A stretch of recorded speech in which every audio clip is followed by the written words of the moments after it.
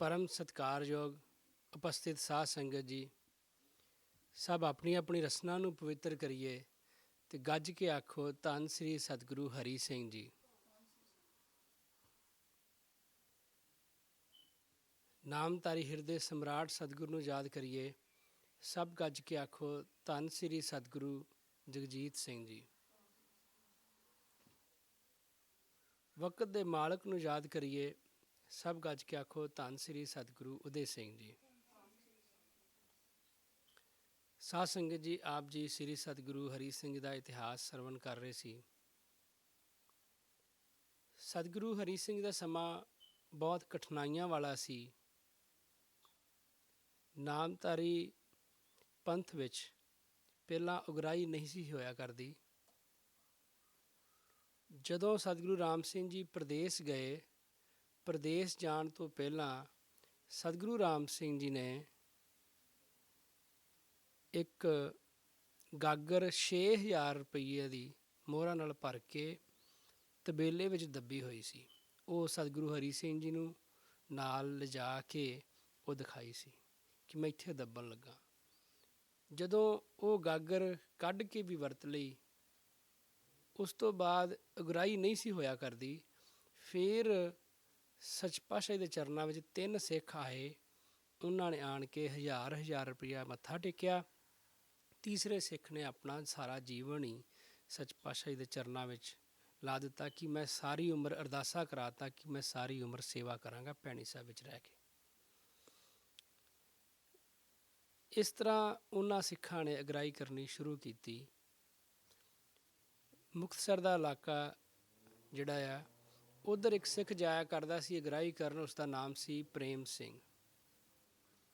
ਪ੍ਰੇਮ ਸਿੰਘ ਜਦੋਂ ਅਗਰਾਈ ਕਰਨ ਗਿਆ,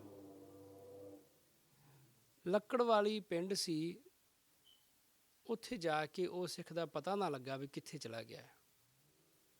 ਲੱਕੜਵਾਲੀ ਤੋਂ ਇੱਕ ਸਿੱਖ ਆਇਆ।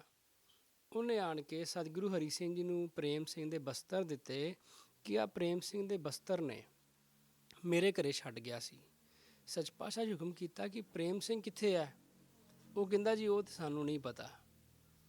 ਉਹ ਕਹਿੰਦਾ ਜੀ ਮੇਰੇ ਕੋਲ ਅਤਰੀ ਦੇ 2-3 ਬੰਦੇ ਆਏ ਸੀ ਕਹਿਣ ਵਾਸਤੇ ਪ੍ਰੇਮ ਸਿੰਘ ਨੂੰ ਸੱਦਣ ਵਾਸਤੇ ਵੀ ਤੈਨੂੰ ਅਤਰੀ ਨੇ ਸੱਦਿਆ, ਅਤੇ ਉਹ ਲੈ ਗਏ ਨੇ ਅਤੇ ਉਦੋਂ ਬਾਅਦ ਨਹੀਂ ਆਇਆ। ਉਹ ਸਿੱਖ ਦਾ ਬਾਅਦ 'ਚ ਪਤਾ ਲੱਗਾ ਕਿ ਪ੍ਰੇਮ ਸਿੰਘ ਉਗਰਾਹੀ ਕਰਨ ਵਾਲਾ ਸੀ, ਭੈਣੀ ਸਾਹਿਬ ਤੋਂ ਸਿੱਖ ਸੇਵਾ ਕਰਦਾ ਸੀ, ਉਹਦਾ ਕਤਲ ਕਰ ਦਿੱਤਾ ਸੀ। ਹੁਣ ਸਤਿਗੁਰੂ ਹਰੀ ਸਿੰਘ ਜੀ ਨੂੰ ਜਦੋਂ ਇਸ ਗੱਲ ਦਾ ਪਤਾ ਲੱਗਾ, ਸੱਚ ਪਾਤਸ਼ਾਹ ਜੀ ਬਹੁਤ ਨਾਰਾਜ਼ ਹੋਏ। ਉਸ ਲੱਕੜਵਾਲੀ ਜਿਹੜਾ ਸੀਗਾ ਉਹਦਾ ਪਿਤਾ ਵੀ ਫਿਰ ਆਇਆ। ਉਹ ਵੀ ਆਣ ਕੇ ਬੜੀਆਂ ਸਫਾਈਆਂ ਦੇਵੇ ਕਿ ਅਸੀਂ ਕੁਝ ਨਹੀਂ ਕੀਤਾ। ਸੱਚ ਪਾਤਸ਼ਾਹ ਜੀ ਉਹਦੇ ਪਿਤਾ ਨੂੰ, ਵੀਰ ਸਿੰਘ ਉਹਦੇ ਪਿਤਾ ਦਾ ਨਾਂ ਸੀਗਾ, ਉਹਨੂੰ ਬਿਠਾ ਲਿਆ। ਹੁਕਮ ਕੀਤਾ ਕਿ ਤੈਨੂੰ ਇੱਥੋਂ ਜਾਣ ਨਹੀਂ ਦੇਣਾ। ਸਿੱਖਾਂ ਨੇ ਰਾਤ ਸਾਰੀ ਪੁੱਛਗਿੱਛ ਕਰਦੇ ਰਹੇ ਪਰ ਉਹ ਕਿਸੇ ਗੱਲ 'ਤੇ ਨਾ ਮੰਨਿਆ। ਸਿੱਖਾਂ ਨੇ ਆਖਿਆ ਜੀ ਇਹਨਾਂ ਨੂੰ ਫੜਾ ਕੇ ਥਾਣੇ ਦੇ ਦਈਏ, ਪੁਲਿਸ ਆਪੀ ਤਫਤੀਸ਼ ਕਰੇਗੀ। ਸਤਿਗੁਰੂ ਹਰੀ ਸਿੰਘ ਜੀ ਹੁਕਮ ਕੀਤਾ ਕੋਈ ਗੱਲ ਨਹੀਂ, ਇਹ ਗੁਰੂ ਰਾਮ ਸਿੰਘ ਦਾ ਘਰ ਆ, ਇਹਦੇ ਵਿੱਚ ਹੱਕੋ ਹੱਕ ਧਰਮ ਦੀ ਅਦਾਲਤ ਹੋਏਗੀ, ਤੁਸੀਂ ਪਰਵਾਹ ਨਾ ਕਰੋ। ਐਵੇਂ ਆਪਾਂ ਅੰਗਰੇਜ਼ਾਂ ਕੋਲ ਨਹੀਂ ਜਾਣਾ ਇਹ ਕੇਸ ਲੈ ਕੇ। ਸੱਚ ਪਾਤਸ਼ਾਹ ਜੀ ਭਾਈ ਸੰਤੋਖ ਸਿੰਘ ਜੀ ਨੂੰ ਭੇਜਿਆ ਕਿ ਤੁਸੀਂ ਜਾ ਕੇ ਲੱਕੜਵਾਲੀ ਇਲਾਕੇ, ਮੁਕਤਸਰ ਦੇ ਇਲਾਕੇ ਵਿੱਚ ਜਾ ਕੇ ਇਹ ਗੱਲ ਕਹਿ ਦੇਵੋ, ਇਹ 1895 ਦੀ ਗੱਲ ਆ, ਕਿ ਤੁਸੀਂ ਇਹ ਗੱਲ ਕਹਿ ਦੇਵੋ ਕਿ ਅਸੀਂ ਅੱਜ ਤੋਂ ਬਾਅਦ ਇਸ ਇਲਾਕੇ ਵਿੱਚ ਨਹੀਂ ਆਵਾਂਗੇ ਜਿੰਨਾ ਚਿਰ ਇਹ ਇਲਾਕੇ ਵਾਲੇ ਸਾਨੂੰ ਇਹ ਸੱਚੀ ਗੱਲ ਨਹੀਂ ਦੱਸਦੇ ਕਿ ਪ੍ਰੇਮ ਸਿੰਘ ਦਾ ਕਤਲ ਕਿਸ ਨੇ ਕੀਤਾ, ਅਤੇ ਅਸੀਂ ਇਹਨਾਂ ਦਾ ਅੰਨ ਪਾਣੀ ਨਹੀਂ ਖਾਵਾਂਗੇ। ਜਦੋਂ ਇਹ ਗੱਲ ਹੋਈ ਤਾਂ ਇਹ ਲਿਖ ਕੇ ਹੁਕਮਨਾਮਾ ਭਾਈ ਸੰਤੋਖ ਸਿੰਘ ਜੀ ਜਿਨ੍ਹਾਂ ਨੇ ਸਤਿਗੁਰੂ ਬਿਲਾਸ ਗ੍ਰੰਥ ਲਿਖਿਆ ਹੈ, ਉਹ ਗਏ। ਉਹਨਾਂ ਨੇ ਜਾ ਕੇ ਉੱਥੇ ਪੜ੍ਹ ਕੇ ਸੁਣਾਇਆ ਮਾਲਵੇ ਦੇ ਇਲਾਕੇ ਵਿੱਚ। ਜਦੋਂ ਪੜ੍ਹ ਕੇ ਸੁਣਾਇਆ, ਸਿੱਖ ਬੜੇ ਹੈਰਾਨ ਹੋਏ। ਕੀਤਾ ਕਿਸੇ ਨੇ, ਭੁਗਤਣਾ ਸਾਨੂੰ ਸਾਰਿਆਂ ਨੂੰ ਪੈਣਾ ਹੈ। ਸੱਚ ਪਾਤਸ਼ਾਹ ਹੁਕਮ ਕੀਤਾ ਸੀ ਤੁਹਾਨੂੰ ਪਤਾ ਹੈ, ਤੁਸੀਂ ਦੱਸੋ, ਜਿਹਨੂੰ ਜੋ ਵੀ ਪਤਾ ਉਹ ਜ਼ਰੂਰ ਦੱਸੇ ਅੱਗੇ ਆਣ ਕੇ। ਅਤਰੀ ਨੇ ਇਸ ਗੱਲ ਦਾ ਗੁੱਸਾ ਕੀਤਾ ਕਿ ਤੁਸੀਂ ਮੇਰਾ ਨਾਂ ਲਾਉਂਦੇ ਹੋ। ਉਹ ਉੱਠ ਕੇ ਬੋਲੀ ਕਿ ਮੈਂ ਖੂਨ ਕੀਤਾ ਆ। ਉਹ ਭਾਈ ਸੰਤੋਖ ਸਿੰਘ ਨਾਲ ਕਾਫੀ ਉੱਚਾ ਨੀਵਾਂ ਬੋਲੀ। ਉੱਧਰੋਂ ਭਾਈ ਸੰਤੋਖ ਸਿੰਘ ਤੋਂ ਉਹ ਹੁਕਮਨਾਮਾ ਅਤਰੀ ਨੇ ਲੈ ਲਿਆ। ਉਹ ਲੈ ਕੇ ਆਪਣੇ ਘਰੇ ਚਲ ਗਈ ਵਾਪਸ। ਸਤਿਗੁਰੂ ਹਰੀ ਸਿੰਘ ਦਾ ਦੌਰਾ ਗਿਆ। ਫਿਰ ਬਖਸ਼ਣਹਾਰ ਸਤਿਗੁਰ ਉਸ ਦੌਰੇ ਵਿੱਚ ਕੋਈ ਬਚਨ ਨਾ ਕੀਤਾ। ਮਾਘੀ ਦੇ ਮੇਲੇ 'ਤੇ ਗਏ। 1 ਸਾਲ ਲੰਘ ਗਿਆ। ਸੱਚ ਪਾਤਸ਼ਾਹ ਜੀ ਅਗਲੇ ਸਾਲ ਫੇਰ ਗਏ। ਤੇ ਹੁਕਮ ਕੀਤਾ ਕਿ ਹੱਲੇ ਵੀ ਮੰਨ ਜਾਓ, ਜਿਸ ਨੇ ਖੂਨ ਕੀਤਾ ਪ੍ਰੇਮ ਸਿੰਘ ਦਾ ਸਾਨੂੰ ਦੱਸ ਦਿਓ। ਪਰ ਕੋਈ ਸਿੱਖ ਨਾ ਬੋਲਿਆ। ਜਦੋਂ ਨਾ ਬੋਲਿਆ ਤੇ ਸਤਿਗੁਰੂ ਹਰੀ ਸਿੰਘ ਜੀ ਬਚਨ ਕੀਤਾ ਕਿ ਇਹ ਗੁਰੂ ਰਾਮ ਸਿੰਘ ਦੇ ਘਰ ਦੀ ਅਦਾਲਤ ਹੋਏਗੀ, 20 ਦਿਨਾਂ ਦੇ ਵਿੱਚ ਵਿੱਚ ਪਤਾ ਲੱਗ ਜਾਏਗਾ ਜਿਹਨੇ ਮਾਰਿਆ ਪ੍ਰੇਮ ਸਿੰਘ ਨੂੰ। 8ਵੇਂ ਦਿਨ ਸੱਚ ਪਾਤਸ਼ਾਹ ਜੀ ਇਹ ਲੱਕੜ ਵਾਲੀ ਉੱਥੇ ਸਿੱਖਾਂ ਨਾਲ ਬਿਠਾ ਕੇ ਉੱਥੇ ਉਹਨਾਂ ਨਾਲ ਗੱਲਬਾਤ ਕੀਤੀ ਕਿ ਤੁਸੀਂ ਦੱਸ ਦਿਓ ਕਿਹਨੇ ਕੀਤਾ ਹੈ ਕਤਲ। ਉਹ ਨਾ ਮੰਨੇ, ਉੱਥੋਂ ਤੁਰਨ ਲੱਗੇ ਤੇ ਅਤਰੀ ਜਿਹੜੀ ਸੀ ਉਹ ਵੀ ਸਤਿਗੁਰੂ ਹਰੀ ਸਿੰਘ ਜੀ ਨਾਲ ਇੱਥੇ ਆਣ ਕੇ ਵੱਧ ਘੱਟ ਬੋਲੀ। ਉਹ ਕਹਿਣ ਲੱਗੀ ਕਿ ਮੇਰੇ ਕੋਲ ਤੁਹਾਡੀ ਇੱਕ ਚਿੱਠੀ ਲਿਖੀ ਪਈ ਹੈ ਜਿਹਦੇ ਵਿੱਚ ਇਹ ਲਿਖਿਆ ਕਿ ਸ਼ਾਇਦ ਅਤਰੀ ਨੇ ਮਰਵਾਇਆ ਆ। ਸੱਚ ਪਾਤਸ਼ਾਹ ਜੀ ਹੁਕਮ ਕੀਤਾ ਤੇਰੀਆਂ 7 ਪਈਆਂ ਨੇ ਸਾਡੇ ਕੋਲ, ਤੂੰ ਇੱਕ ਦੀ ਗੱਲ ਕਰਦੀ ਹੈ। ਅਤਰੀ ਦੇ ਜਦੋਂ ਇਸ ਤਰ੍ਹਾਂ ਦਾ ਅਤਰੀ ਸਤਿਗੁਰੂ ਹਰੀ ਸਿੰਘ ਜੀ ਨੂੰ ਬਹੁਤ ਗਲਤ ਬੋਲੀ। ਖੈਰ ਸੱਚ ਪਾਤਸ਼ਾਹ ਜੀ ਚਲੇ ਗਏ। 8ਵੇਂ ਦਿਨ ਉਸ ਲੱਕੜ ਵਾਲੀ ਪਿੰਡ ਦੇ ਵਿੱਚੋਂ ਜਿਨ੍ਹਾਂ ਨੇ ਜਾਣ ਕੇ ਕੱਪੜੇ ਦਿੱਤੇ ਸੀ, ਬਸਤਰ ਦਿੱਤੇ ਸੀਗੇ ਇਹਦੇ ਪ੍ਰੇਮ ਸਿੰਘ ਦੇ, ਉਹਨਾਂ ਦੇ ਘਰ ਦੇ ਵਿੱਚੋਂ ਇੱਕ ਸਰੀਰ ਚੜਾਈ ਕਰ ਗਿਆ। ਸਾਰੇ ਆਖਣ ਲੱਗੇ ਕਿ ਵਾਕਈ ਇਹ ਜਿਹੜਾ ਸੱਚ ਪਾਤਸ਼ਾਹ ਨੇ ਹੁਕਮ ਕੀਤਾ ਸੀ ਇਹ ਸਤਿਗੁਰੂ ਰਾਮ ਸਿੰਘ ਦੇ ਘਰ 'ਚ ਅਦਾਲਤ ਹੋਈ ਹੈ। ਉਸ ਤੋਂ ਬਾਅਦ ਸੱਚ ਪਾਤਸ਼ਾਹ ਜੀ ਭੈਣੀ ਸਾਹਿਬ ਆਏ, ਅਤਰੀ ਮਗਰ ਆਈ। ਆਣ ਕੇ ਉਹ ਸੱਚ ਪਾਤਸ਼ਾਹ ਜੀ ਨਾਲ ਬਹੁਤ ਉੱਚਾ ਨੀਵਾਂ ਬੋਲੀ ਲੱਗੀ। ਸੱਚ ਪਾਤਸ਼ਾਹ ਜੀ ਬਚਨ ਕੀਤਾ, ਸਤਿਗੁਰੂ ਹਰੀ ਸਿੰਘ ਜੀ ਬਚਨ ਕੀਤਾ, ਅਸੀਂ ਤੈਨੂੰ ਜੱਸਾਂ ਦੀ ਥਾਂ ਮੰਨਦੇ ਹਾਂ ਜਿਸ ਤਰ੍ਹਾਂ ਅਸੀਂ ਜੱਸਾਂ ਨੂੰ ਮੰਨਦੇ ਸੀ। ਉਹ ਕਹਿੰਦੀ ਜੀ ਮੈਂ ਤੇ ਤੁਹਾਨੂੰ ਸਿਰਫ ਗੁਰੂ ਰਾਮ ਸਿੰਘ ਦਾ ਭਰਾ ਮੰਨਦੀ ਹਾਂ ਤੇ ਮੈਂ ਤੁਹਾਨੂੰ ਮੱਥਾ ਟੇਕਦੀ ਹਾਂ। ਸੱਚ ਭਾਵ ਕੀਤਾ ਸਾਨੂੰ ਮੱਥੇ ਦੀ ਲੋੜ ਨਹੀਂ, ਤੂੰ ਨਾ ਟੇਕ ਮੱਥਾ, ਜੋ ਵੀ ਤੇਰੇ ਮਨ ਵਿੱਚ ਹੈ। ਜਦੋਂ ਇਹ ਵਾਰਤਾਲਾਪ ਹੋਈ ਉਹ ਜ਼ਿਆਦਾ ਗਲਤ ਬੋਲੀ ਸਤਿਗੁਰੂ ਹਰੀ ਸਿੰਘ ਜੀ ਨੂੰ। ਸੱਚ ਪਾਤਸ਼ਾਹ ਜੀ ਹੁਕਮ ਕੀਤਾ ਅਸੀਂ ਤੈਨੂੰ ਕੁਝ ਨਹੀਂ ਆਖਦੇ, ਭੈਣੀ ਸਾਹਿਬ ਰਹਿਣਾ ਰਹਿ, ਚਲੇ ਜਾਣਾ ਤੂੰ ਇੱਥੋਂ ਚਲੀ ਜਾ। ਜਦੋਂ ਭੈਣੀ ਸਾਹਿਬ ਵੀ ਛੱਡ ਕੇ ਚਲੇ ਗਈ, ਜਿਹੜੇ ਸਿੱਖ ਸੀ ਉਹਨੂੰ ਅਤਰੀ ਨੂੰ ਇੱਕ ਮਾਤਾ ਸਮਝਦੇ ਸਨ ਨਾਮਧਾਰੀ ਪੰਥ ਦੀ, ਉਹ ਸਾਰਿਆਂ ਦੇ ਮਨ ਜਿਹੜੇ ਸੀ ਉਹ ਬਦਲ ਗਏ ਕਿ ਇਹ ਮਾਤਾ ਕਾਹਦੀ ਹੋਈ ਜਿਹੜੀ ਸਤਿਗੁਰੂ ਹਰੀ ਸਿੰਘ ਜੀ ਨੂੰ ਵੀ ਗਲਤ ਬੋਲਦੀ ਹੈ। ਉਸ ਤੋਂ ਬਾਅਦ ਸਿੱਖਾਂ ਨੇ ਉਹਦਾ ਕਾਫੀ ਖਹਿੜਾ ਛੱਡ ਦਿੱਤਾ, ਉਹਦੇ ਮਗਰ ਜਾਣਾ ਬੰਦ ਕਰ ਦਿੱਤਾ। ਇਸ ਗੱਲ ਤੋਂ ਅਤਰੀ ਦੂਰ ਹੁੰਦੀ ਸਤਿਗੁਰੂ ਹਰੀ ਸਿੰਘ ਜੀ ਤੋਂ ਕਾਫੀ ਦੂਰ ਹੋਣਾ ਸ਼ੁਰੂ ਕਰ ਦਿੱਤਾ ਉਹਨੇ।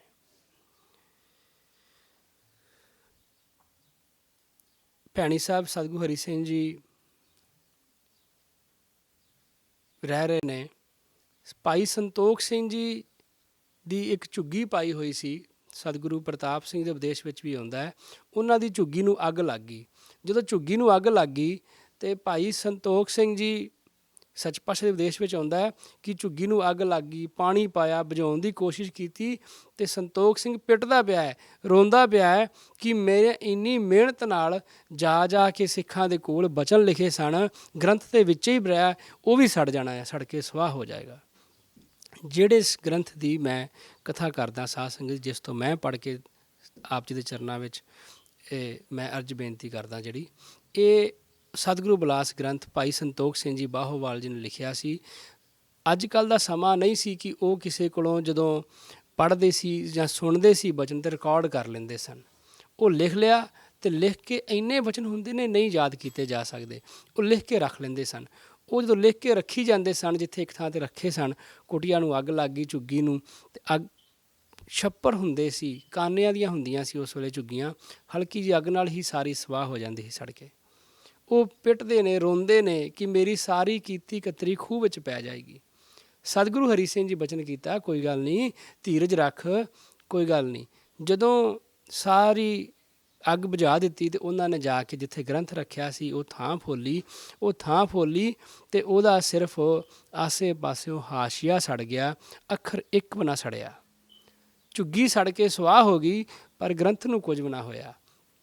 ਸਤਿਗੁਰੂ ਹਰੀ ਸਿੰਘ ਜੀ ਦੇ ਕੋਲ ਲਿਜਾ ਕੇ ਉਹਨੇ ਅੱਗੇ ਰੱਖ ਦਿੱਤਾ ਕਿ ਆਹ ਗ੍ਰੰਥ ਦਾ ਹਾਲ ਹੈ। ਸੱਚ ਪਾਤਸ਼ਾਹ ਜੀ ਹੁਕਮ ਕੀਤਾ ਕਿ ਇਹ ਸਤਿਗੁਰਾਂ ਦੇ ਬਚਨ ਹਨ, ਅਗਨੀ ਵਿੱਚ ਬਚਨੇ ਹੀ ਸਨ, ਇਹਨਾਂ ਨੂੰ ਅਗਨੀ ਕੁਝ ਨਹੀਂ ਸੀ ਕਰ ਸਕਦੀ। ਇਸ ਤਰ੍ਹਾਂ ਇਹ ਜਿਹੜਾ ਗ੍ਰੰਥ ਆ, ਇਹ ਆਪਾਂ ਜੇ ਆਖ ਲਈਏ ਕਿ ਇਹਦੀ ਅਗਨੀ ਪ੍ਰੀਖਿਆ ਵੀ ਹੋ ਚੁੱਕੀ ਹੈ। ਇਹ ਉਸ ਦੇ ਵਿੱਚੋਂ ਵੀ ਇਸ ਤਰ੍ਹਾਂ ਇਹ ਗ੍ਰੰਥ ਬਚ ਕੇ ਬਾਹਰ ਨਿਕਲਿਆ। ਕਿੰਨੇ ਸਾਲ ਮੀਂਹ ਨਾ ਪਿਆ ਬੀਕਾਨੇਰ ਦੇ ਇਲਾਕੇ ਵਿੱਚ, ਰਾਜਸਥਾਨ ਦੇ ਇਲਾਕੇ ਵਿੱਚ। 1897 ਵਿੱਚ ਇੱਕ ਖਰਾਸ ਲਾਇਆ ਗਿਆ ਸੀ ਭੈਣੀ ਸਾਹਿਬ ਸੰਤ ਠਾਕਰ ਸਿੰਘ ਜੀ ਨੇ। ਜਦੋਂ ਖਰਾਸ ਲਾਇਆ ਸੀ, ਖਰਾਸ ਵਿੱਚ ਵੀ ਪਿੰਡ ਦੇ ਲੋਕਾਂ ਨੇ ਬਹੁਤ ਵਿਰੋਧ ਕੀਤਾ ਸਤਿਗੁਰੂ ਹਰੀ ਸਿੰਘ ਜੀ ਦਾ ਕਿ ਤੁਹਾਨੂੰ ਖਰਾਸ ਨਹੀਂ ਲਾਉਣ ਦੇਣਾ। ਸੱਚੇ ਪਾਤਸ਼ਾਹ ਜੀ ਹੁਕਮ ਕੀਤਾ ਕਿ ਸਾਰੇ ਪਿੰਡ ਵਾਸਤੇ ਸਾਂਝਾ ਖਰਾਸ ਲੱਗੇਗਾ, ਸਾਰਿਆਂ ਨੂੰ ਸੁੱਖ ਹੋ ਜਾਏਗਾ। ਪਰ ਉਹਨਾਂ ਨੇ ਜਾ ਕੇ ਅਰਜ਼ੀਆਂ ਪਾਈਆਂ, ਪਰ ਸਿੱਖਾਂ ਨੇ 2 ਦਿਨਾਂ ਦੇ ਵਿੱਚ ਵਿੱਚ ਉਹ ਖਰਾਸ ਲਾ ਦਿੱਤਾ ਭੈਣੀ ਸਾਹਿਬ। ਉਹ ਖਰਾਸ ਲੱਗਾ 97 ਵਿੱਚ। ਇਹ ਉਸ ਤੋਂ ਬਾਅਦ ਕੁਝ ਸਮਾਂ ਰਾਜਸਥਾਨ ਦਾ ਇਲਾਕਾ ਜਿਸ ਵਿੱਚ ਮੀਂਹ ਨਹੀਂ ਸੀ ਪੈਂਦਾ। ਇਹਨਾਂ ਨੇ ਪਿੰਡ ਦੇ ਨੰਬਰਦਾਰ ਜਿਹੜੇ ਸਨ, ਇਹਨਾਂ ਨੇ ਸ਼ਿਕਾਇਤਾਂ ਵੀ ਲਾਈਆਂ, ਅਰਜ਼ੀਆਂ ਪਾਈਆਂ, ਪਰ ਉਹ ਸਾਰੀਆਂ ਖਾਰਜ ਹੋ ਗਈਆਂ ਉਸ ਖਰਾਸ ਵਾਸਤੇ ਕਿ ਇਹ ਖਰਾਸ ਇੱਥੋਂ ਪਟਾ ਦਿੱਤਾ ਜਾਵੇ। ਪਰ ਉਹ ਨਾ ਪੁੱਟਿਆ ਗਿਆ, ਸਰਕਾਰ ਨੇ ਮਨਜ਼ੂਰ ਕਰ ਲਿਆ ਉਹਨੂੰ। ਜਿਹੜਾ ਇਹ ਬਾਗੜ ਦਾ ਇਲਾਕਾ ਸੀ, ਰਾਜਸਥਾਨ ਦਾ ਇਲਾਕਾ, ਉੱਥੇ ਮੀਂਹ ਨਾ ਪਿਆ। ਜਦੋਂ ਮੀਂਹ ਨਾ ਪਿਆ ਤਾਂ ਉੱਥੇ ਕਾਲ ਪੈ ਗਿਆ। ਕਾਲ ਪੈਣ ਕਰਕੇ ਪੰਜਾਬ ਦਾ ਇਲਾਕਾ ਹਲੇ ਵਸਦਾ ਸੀ, ਜਿੰਨਾ ਅੱਜ ਕੱਲ੍ਹ ਵਸਦਾ ਇੰਨਾ ਨਹੀਂ ਸੀ ਵਸਦਾ ਉਦੋਂ। ਭਾਵ ਇੰਨੀ ਹਰਿਆਲੀ ਪੰਜਾਬ ਵਿੱਚ ਇੰਨੀ ਵਸੋਂ ਜਾਂ ਇੰਨਾ ਖੁਸ਼ਹਾਲ ਨਹੀਂ ਸੀ, ਪਰ ਉੱਥੋਂ ਨਾਲੋਂ ਬਹੁਤ ਖੁਸ਼ਹਾਲ ਸੀ। ਬਾਗੜ ਦੇ ਇਲਾਕੇ ਦੇ, ਰਾਜਸਥਾਨ ਦੇ ਇਲਾਕੇ ਦੇ, ਬੀਕਾਨੇਰ ਦੇ ਜਿਹੜੇ ਲੋਕ ਸਨ, ਉਹ ਵੱਡਾ ਸਾਰਾ ਗਰੁੱਪ ਬਣ ਕੇ ਤੁਰਿਆ। 12,000 ਦਾ ਇੱਕ ਗਰੁੱਪ ਆਇਆ ਸੰਗਰੂਰ ਸ਼ਹਿਰ ਵਿੱਚ। ਜਦੋਂ ਸੰਗਰੂਰ ਵਿੱਚ ਆਇਆ, ਉੱਥੇ ਆਣ ਕੇ ਉਹਨਾਂ ਨੇ ਇੱਕ ਦਾਣਿਆਂ ਦੀ ਲੁੱਟ ਮਚਾਈ। ਉੱਥੋਂ ਜਿੱਥੇ ਦਾਣੇ ਮਿਲਦੇ ਸਨ, ਕਿਸੇ ਬੰਦੇ ਦੇ ਦਾਣੇ ਲੁੱਟ ਲਏ ਉਹਨਾਂ ਨੇ। ਸਿਰਫ ਦਾਣੇ ਚੋਰੀ ਕੀਤੇ, ਘਰ ਹੋਰ ਕੋਈ ਸਮਾਨ ਚੋਰੀ ਨਾ ਕੀਤਾ ਕਿਸੇ ਵੱਡੀ ਗੋਦਾਮ 'ਚੋਂ ਜਾਂ ਕਿਸੇ ਦਾ ਜਦੋਂ ਪਿਆ ਸੀ ਉੱਥੋਂ। ਅਕਸਰ ਨੂੰ ਸਿਰਫ ਉਹ ਖਾਣ ਨੂੰ ਕੁਝ ਮੰਗਦੇ ਸੀ, ਸਾਨੂੰ ਕੁਝ ਖਾਣ ਨੂੰ ਮਿਲ ਜਾਵੇ। ਨਾਲੇ ਸੋਚਦੇ ਸਨ ਵੀ ਜੇ ਚੋਰੀ ਕਰਦੇ ਅਸੀਂ ਫੜੀ ਵੀ ਜਾਈਏ ਤੇ ਅਕਸਰ ਨੂੰ ਸਾਨੂੰ 2 ਟਾਈਮ ਦੀ ਰੋਟੀ ਤੇ ਮਿਲੇਗੀ ਖਾਣ ਨੂੰ। ਲੋਕਾਂ ਨੇ ਆਪਣੇ ਪੁੱਤਰ ਘਰਾਂ ਦੇ ਵਿੱਚ ਬੰਦ ਕਰਕੇ ਆ ਗਏ ਕਿ ਪੁੱਤਰਾਂ ਨੂੰ ਰੋਂਦਿਆਂ ਵੇਖਿਆ ਨਹੀਂ ਜਾਣਾ। ਜਦੋਂ ਇਹ ਭੁੱਖ ਦੇ ਨਾਲ ਰੋਣਗੇ, ਰੋਟੀ ਮੰਗਣਗੇ, ਤੇ ਕਿੱਥੋਂ ਦੇਵਾਂਗੇ ਇਹਨਾਂ ਨੂੰ। ਇੱਕ ਸੇਠ ਸੀ, ਜ਼ਿਮੀਂਦਾਰ ਸੀ, ਉਹ ਆਪਣੀ 100 ਮਣ ਕਣਕ ਸਾਫ਼ ਕਰਦਾ ਪਿਆ ਸੀ, 200 ਮਣ ਕਣਕ ਸਾਫ਼ ਕਰਦਾ ਪਿਆ ਸੀ। ਉਹ ਜਿਹੜਾ ਲੋਕਾਂ ਦਾ ਇੱਕ ਕਾਫਲਾ ਸੀ ਇਹ ਬਾਗੜਾਂ ਦਾ, ਜਦੋਂ ਉਹਦੇ ਕੋਲੋਂ ਦੀ ਲੰਘੇ ਤੇ ਸਾਰਿਆਂ ਨੇ ਮੁੱਠੀ ਚੁੱਕੀ ਤੇ ਉਹਦਾ ਵਹਿੰਦਿਆਂ ਹੀ ਹੱਥਾਂ ਵਿੱਚ ਹੀ ਸਾਰੀ ਕਣਕ ਲੋਕੀ ਚੁੱਕ ਕੇ ਲੈ ਗਏ। ਉਹ ਉਸੇ ਵੇਲੇ ਉਹ ਕੁਝ ਦਾਅਵਾ ਵੀ ਨਾ ਕਰ ਸਕਿਆ, ਕੁਝ ਵੀ ਨਾ ਕਰ ਸਕਿਆ। ਅੰਗਰੇਜ਼ ਸਰਕਾਰ ਨੇ ਪੂਰੇ ਪਾਬੰਦ ਇਸ ਗੱਲ 'ਤੇ ਪ੍ਰਬੰਧ ਕਰ ਲਏ ਕਿ ਕਿਸੇ ਨੂੰ ਕਿਸੇ ਲੰਗਰ ਵਿੱਚ ਨਾ ਜਾਣ ਦਿੱਤਾ ਜਾਵੇ। ਉਹਨਾਂ ਨੇ ਸਤਿਗੁਰੂ ਹਰੀ ਸਿੰਘ ਜੀ ਨੇ ਉਹ ਸਮੇਂ ਲੰਗਰ ਅਟੁੱਟ ਵਰਤੇਗਾ, ਉਹਦਾ ਜਿਹੜਾ ਪ੍ਰਵਾਹ ਸਤਿਗੁਰੂ ਰਾਮ ਸਿੰਘ ਜੀ ਹੁਕਮ ਕੀਤਾ ਸੀ ਨਾ, ਵੀ ਬਿਨਾਂ ਕਿਸੇ ਭੇਖ ਤੋਂ, ਬਿਨਾਂ ਕਿਸੇ ਜਾਤ ਪਾਤ ਦਾ ਭੇਦ ਭਾਵ ਕਰਨ ਤੋਂ ਇਹ ਲੰਗਰ ਵਰਤਾਉਣਾ ਹੈ। 8 ਪਹਿਰ 24 ਘੰਟੇ ਉਹ ਵਰਤਾਇਆ ਗਿਆ। 400 600 ਲੋਕਾਂ ਦੀ ਸੰਗਤ ਪੰਗਤ ਲੱਗਦੀ ਸੀ, ਬੈਠ ਕੇ ਉਹ ਛਕਦੇ ਸਨ ਲੰਗਰ। ਇੱਕ ਪੰਗਤ ਉੱਠ ਜਾਂਦੀ ਏ, ਦੂਸਰੀ ਮਗਰੇ ਫੇਰ ਤਿਆਰ ਹੋ ਜਾਂਦੀ ਏ। ਲੋਕਾਂ ਨੂੰ ਰੱਜ ਕੇ ਸਤਿਗੁਰੂ ਹਰੀ ਸਿੰਘ ਜੀ ਦੇ ਇਸ ਲੰਗਰ ਵਿੱਚੋਂ ਲੰਗਰ ਮਿਲਣਾ ਸ਼ੁਰੂ ਹੋਇਆ। ਹੁਣ ਇਹ ਲੰਗਰ ਮਿਲਣਾ ਸ਼ੁਰੂ ਹੋ ਗਿਆ, ਸਾਰੇ ਪੰਜਾਬ ਵਿੱਚ ਇਸ ਗੱਲ ਦੀ ਗੱਲ ਫੈਲ ਗਈ ਕਿ ਜੇ ਲੰਗਰ ਮਿਲਦਾ ਆ ਤਾਂ ਸਿਰਫ ਇੱਕ ਭੈਣੀ ਸਾਹਿਬ ਸਤਿਗੁਰੂ ਹਰੀ ਸਿੰਘ ਜੀ ਨੇ ਜਿੱਥੇ ਅਟੁੱਟ ਲੰਗਰ ਵਰਤਦਾ, ਬਾਕੀ ਪੰਜਾਬ ਦੇ ਸਾਰੇ ਗੁਰਦੁਆਰਿਆਂ ਦੇ, ਸਾਰੇ ਰਾਜਿਆਂ ਦੇ ਲੰਗਰ ਬੰਦ ਸਨ। ਉਹਨਾਂ ਨੇ ਤਾਲੇ ਲਾ ਲਏ ਸਨ, ਕਿਸੇ ਨੂੰ ਰੋਟੀ ਨਹੀਂ ਸਨ ਦਿੰਦੇ ਖਾਣ ਨੂੰ। ਅੰਗਰੇਜ਼ ਅਫਸਰ ਸਤਿਗੁਰੂ ਹਰੀ ਸਿੰਘ ਜੀ ਨੇ ਜਾ ਕੇ ਆਖਿਆ ਕਿ ਸਾਨੂੰ 4 ਮਹੀਨੇ ਦੀ ਛੁੱਟੀ ਦਿਓ, ਸਾਨੂੰ ਛੁੱਟੀ ਦਿਓ 4 ਮਹੀਨੇ ਦੀ, ਕਿ ਅਸੀਂ ਜਾ ਕੇ ਦੌਰਾ ਕਰੀਏ ਅਤੇ ਅਗਰਾਈ ਕਰਕੇ ਲਿਆਈਏ। ਅੰਗਰੇਜ਼ਾਂ ਨੇ ਛੁੱਟੀ ਨਾ ਦਿੱਤੀ ਕਿ ਤੁਹਾਨੂੰ ਛੁੱਟੀ ਨਹੀਂ ਦੇਣੀ। ਸਤਿਗੁਰੂ ਹਰੀ ਸਿੰਘ ਜੀ ਫਿਰ ਉਹਨੇ ਅੰਗਰੇਜ਼ ਨੇ ਆਖਿਆ ਕਿ ਤੁਸੀਂ ਇਹ ਜਿਹੜੇ ਤੁਹਾਡੇ ਕੋਲ ਬਾਗੜ ਦੇ ਵਿੱਚ ਕਾਲ ਪਿਆ, ਉੱਥੇ ਦੇ ਹਜ਼ਾਰਾਂ ਲੱਖਾਂ ਲੋਕ ਨੇ, ਉਹ ਤੁਹਾਡੇ ਕੋਲ ਆਣ ਕੇ ਲੰਗਰ ਛਕਦੇ ਨੇ, ਤੁਸੀਂ ਲੰਗਰ ਛਕਾਉਣਾ ਬੰਦ ਕਰੋ ਇਹਨਾਂ ਨੂੰ। ਇਹ ਤਾਂ ਬਹੁਤ ਜ਼ਿਆਦਾ ਨੇ, ਪਿਛਲੇ ਬੰਨੇ ਸਾਰੇ ਹੀ ਆ ਜਾਣਗੇ ਤੇ ਕੀ ਕਰੋਗੇ। ਸਤਿਗੁਰੂ ਹਰੀ ਸਿੰਘ ਜੀ ਬਚਨ ਕੀਤਾ ਕਿ ਇਹ ਸਤਿਗੁਰੂ ਰਾਮ ਸਿੰਘ ਦਾ ਲੰਗਰ ਆ, ਇਹ ਅਟੁੱਟ ਲੰਗਰ ਵਰਤੇਗਾ, ਇੱਥੇ ਕਿਸੇ ਨੂੰ ਮਨ੍ਹਾ ਨਹੀਂ ਕੀਤਾ ਜਾਏਗਾ। ਅਸੀਂ ਕਿਸੇ ਨੂੰ ਸੱਦਣ ਨਹੀਂ ਜਾਂਦੇ, ਪਰ ਜੇ ਕੋਈ ਸਾਡੇ ਕੋਲ ਆ ਗਿਆ ਤਾਂ ਉਹਨੂੰ ਅਸੀਂ ਇੱਥੋਂ ਭੁੱਖਾ ਨਹੀਂ ਜਾਣ ਦੇਣਾ, ਉਹਨੂੰ ਪ੍ਰਸ਼ਾਦਾ ਛਕਾ ਕੇ ਤੋਰਾਂਗੇ। ਉਹ ਕਹਿੰਦਾ ਜੀ ਜੇ ਤੁਹਾਡੇ ਕੋਲ ਜਿੰਨਾ ਵੀ ਧਨ ਪਦਾਰਥ ਹੈ ਸਾਰਾ ਕੁਝ ਖਤਮ ਹੋ ਜਾਏ ਤਾਂ ਫਿਰ ਕੀ ਕਰੋਗੇ। ਸੱਚ ਪਾਤਸ਼ਾਹ ਜੀ ਹੁਕਮ ਕੀਤਾ ਕਿ ਅਸੀਂ ਆਪਣੇ ਕੋਠੇ ਦੀਆਂ ਕੜੀਆਂ ਵੇਚ ਦਿਆਂਗੇ, ਭਾਵ ਆਪਣੇ ਕੋਠਿਆਂ ਜਿਹੜੇ ਲੱਕੜ ਦੇ ਬਾਲੇ ਨੇ ਜਾਂ ਹੋਰ ਜਿਹੜਾ ਸਮਾਨ ਹੁੰਦਾ ਸਾਡੇ ਘਰ 'ਚ ਜੋ ਵੀ ਹੈ, ਅਸੀਂ ਸਾਰਾ ਕੁਝ ਵੇਚ ਕੇ ਇਸ ਲੰਗਰ ਚਲਾ ਦੇਵਾਂਗੇ। ਉਹ ਕਹਿੰਦਾ ਜੀ ਚਲੋ ਜੇ ਇਹ ਵੀ ਸਾਰਾ ਕੁਝ ਲਾਤਾ ਫਿਰ ਵੀ ਖਤਮ ਹੋ ਗਿਆ ਤੇ ਫਿਰ ਕੀ ਕਰੋਗੇ?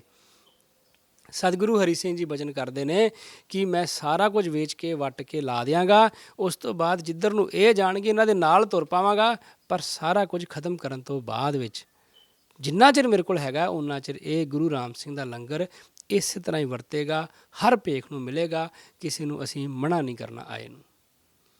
ਹੁਣ ਇਹ ਇਸੇ ਤਰ੍ਹਾਂ ਹੀ ਲੰਗਰ ਵਰਤ ਰਿਹਾ। ਉਸ ਸਮੇਂ ਸਤਿਗੁਰੂ ਪ੍ਰਤਾਪ ਸਿੰਘ ਦੀ ਉਮਰ ਦੇ ਕਰਕੇ 9 ਸਾਲ ਸੀ ਅਤੇ ਸਤਿਗੁਰੂ ਪ੍ਰਤਾਪ ਸਿੰਘ ਜੀ ਵੀ ਆਪਣੇ ਹੱਥੀਂ ਉਸ ਲੰਗਰ ਵਿੱਚ ਸੇਵਾ ਕਰਦੇ ਸਨ, ਭੱਜ ਭੱਜ ਕੇ ਲੰਗਰ ਵਰਤਾਉਂਦੇ ਸਨ।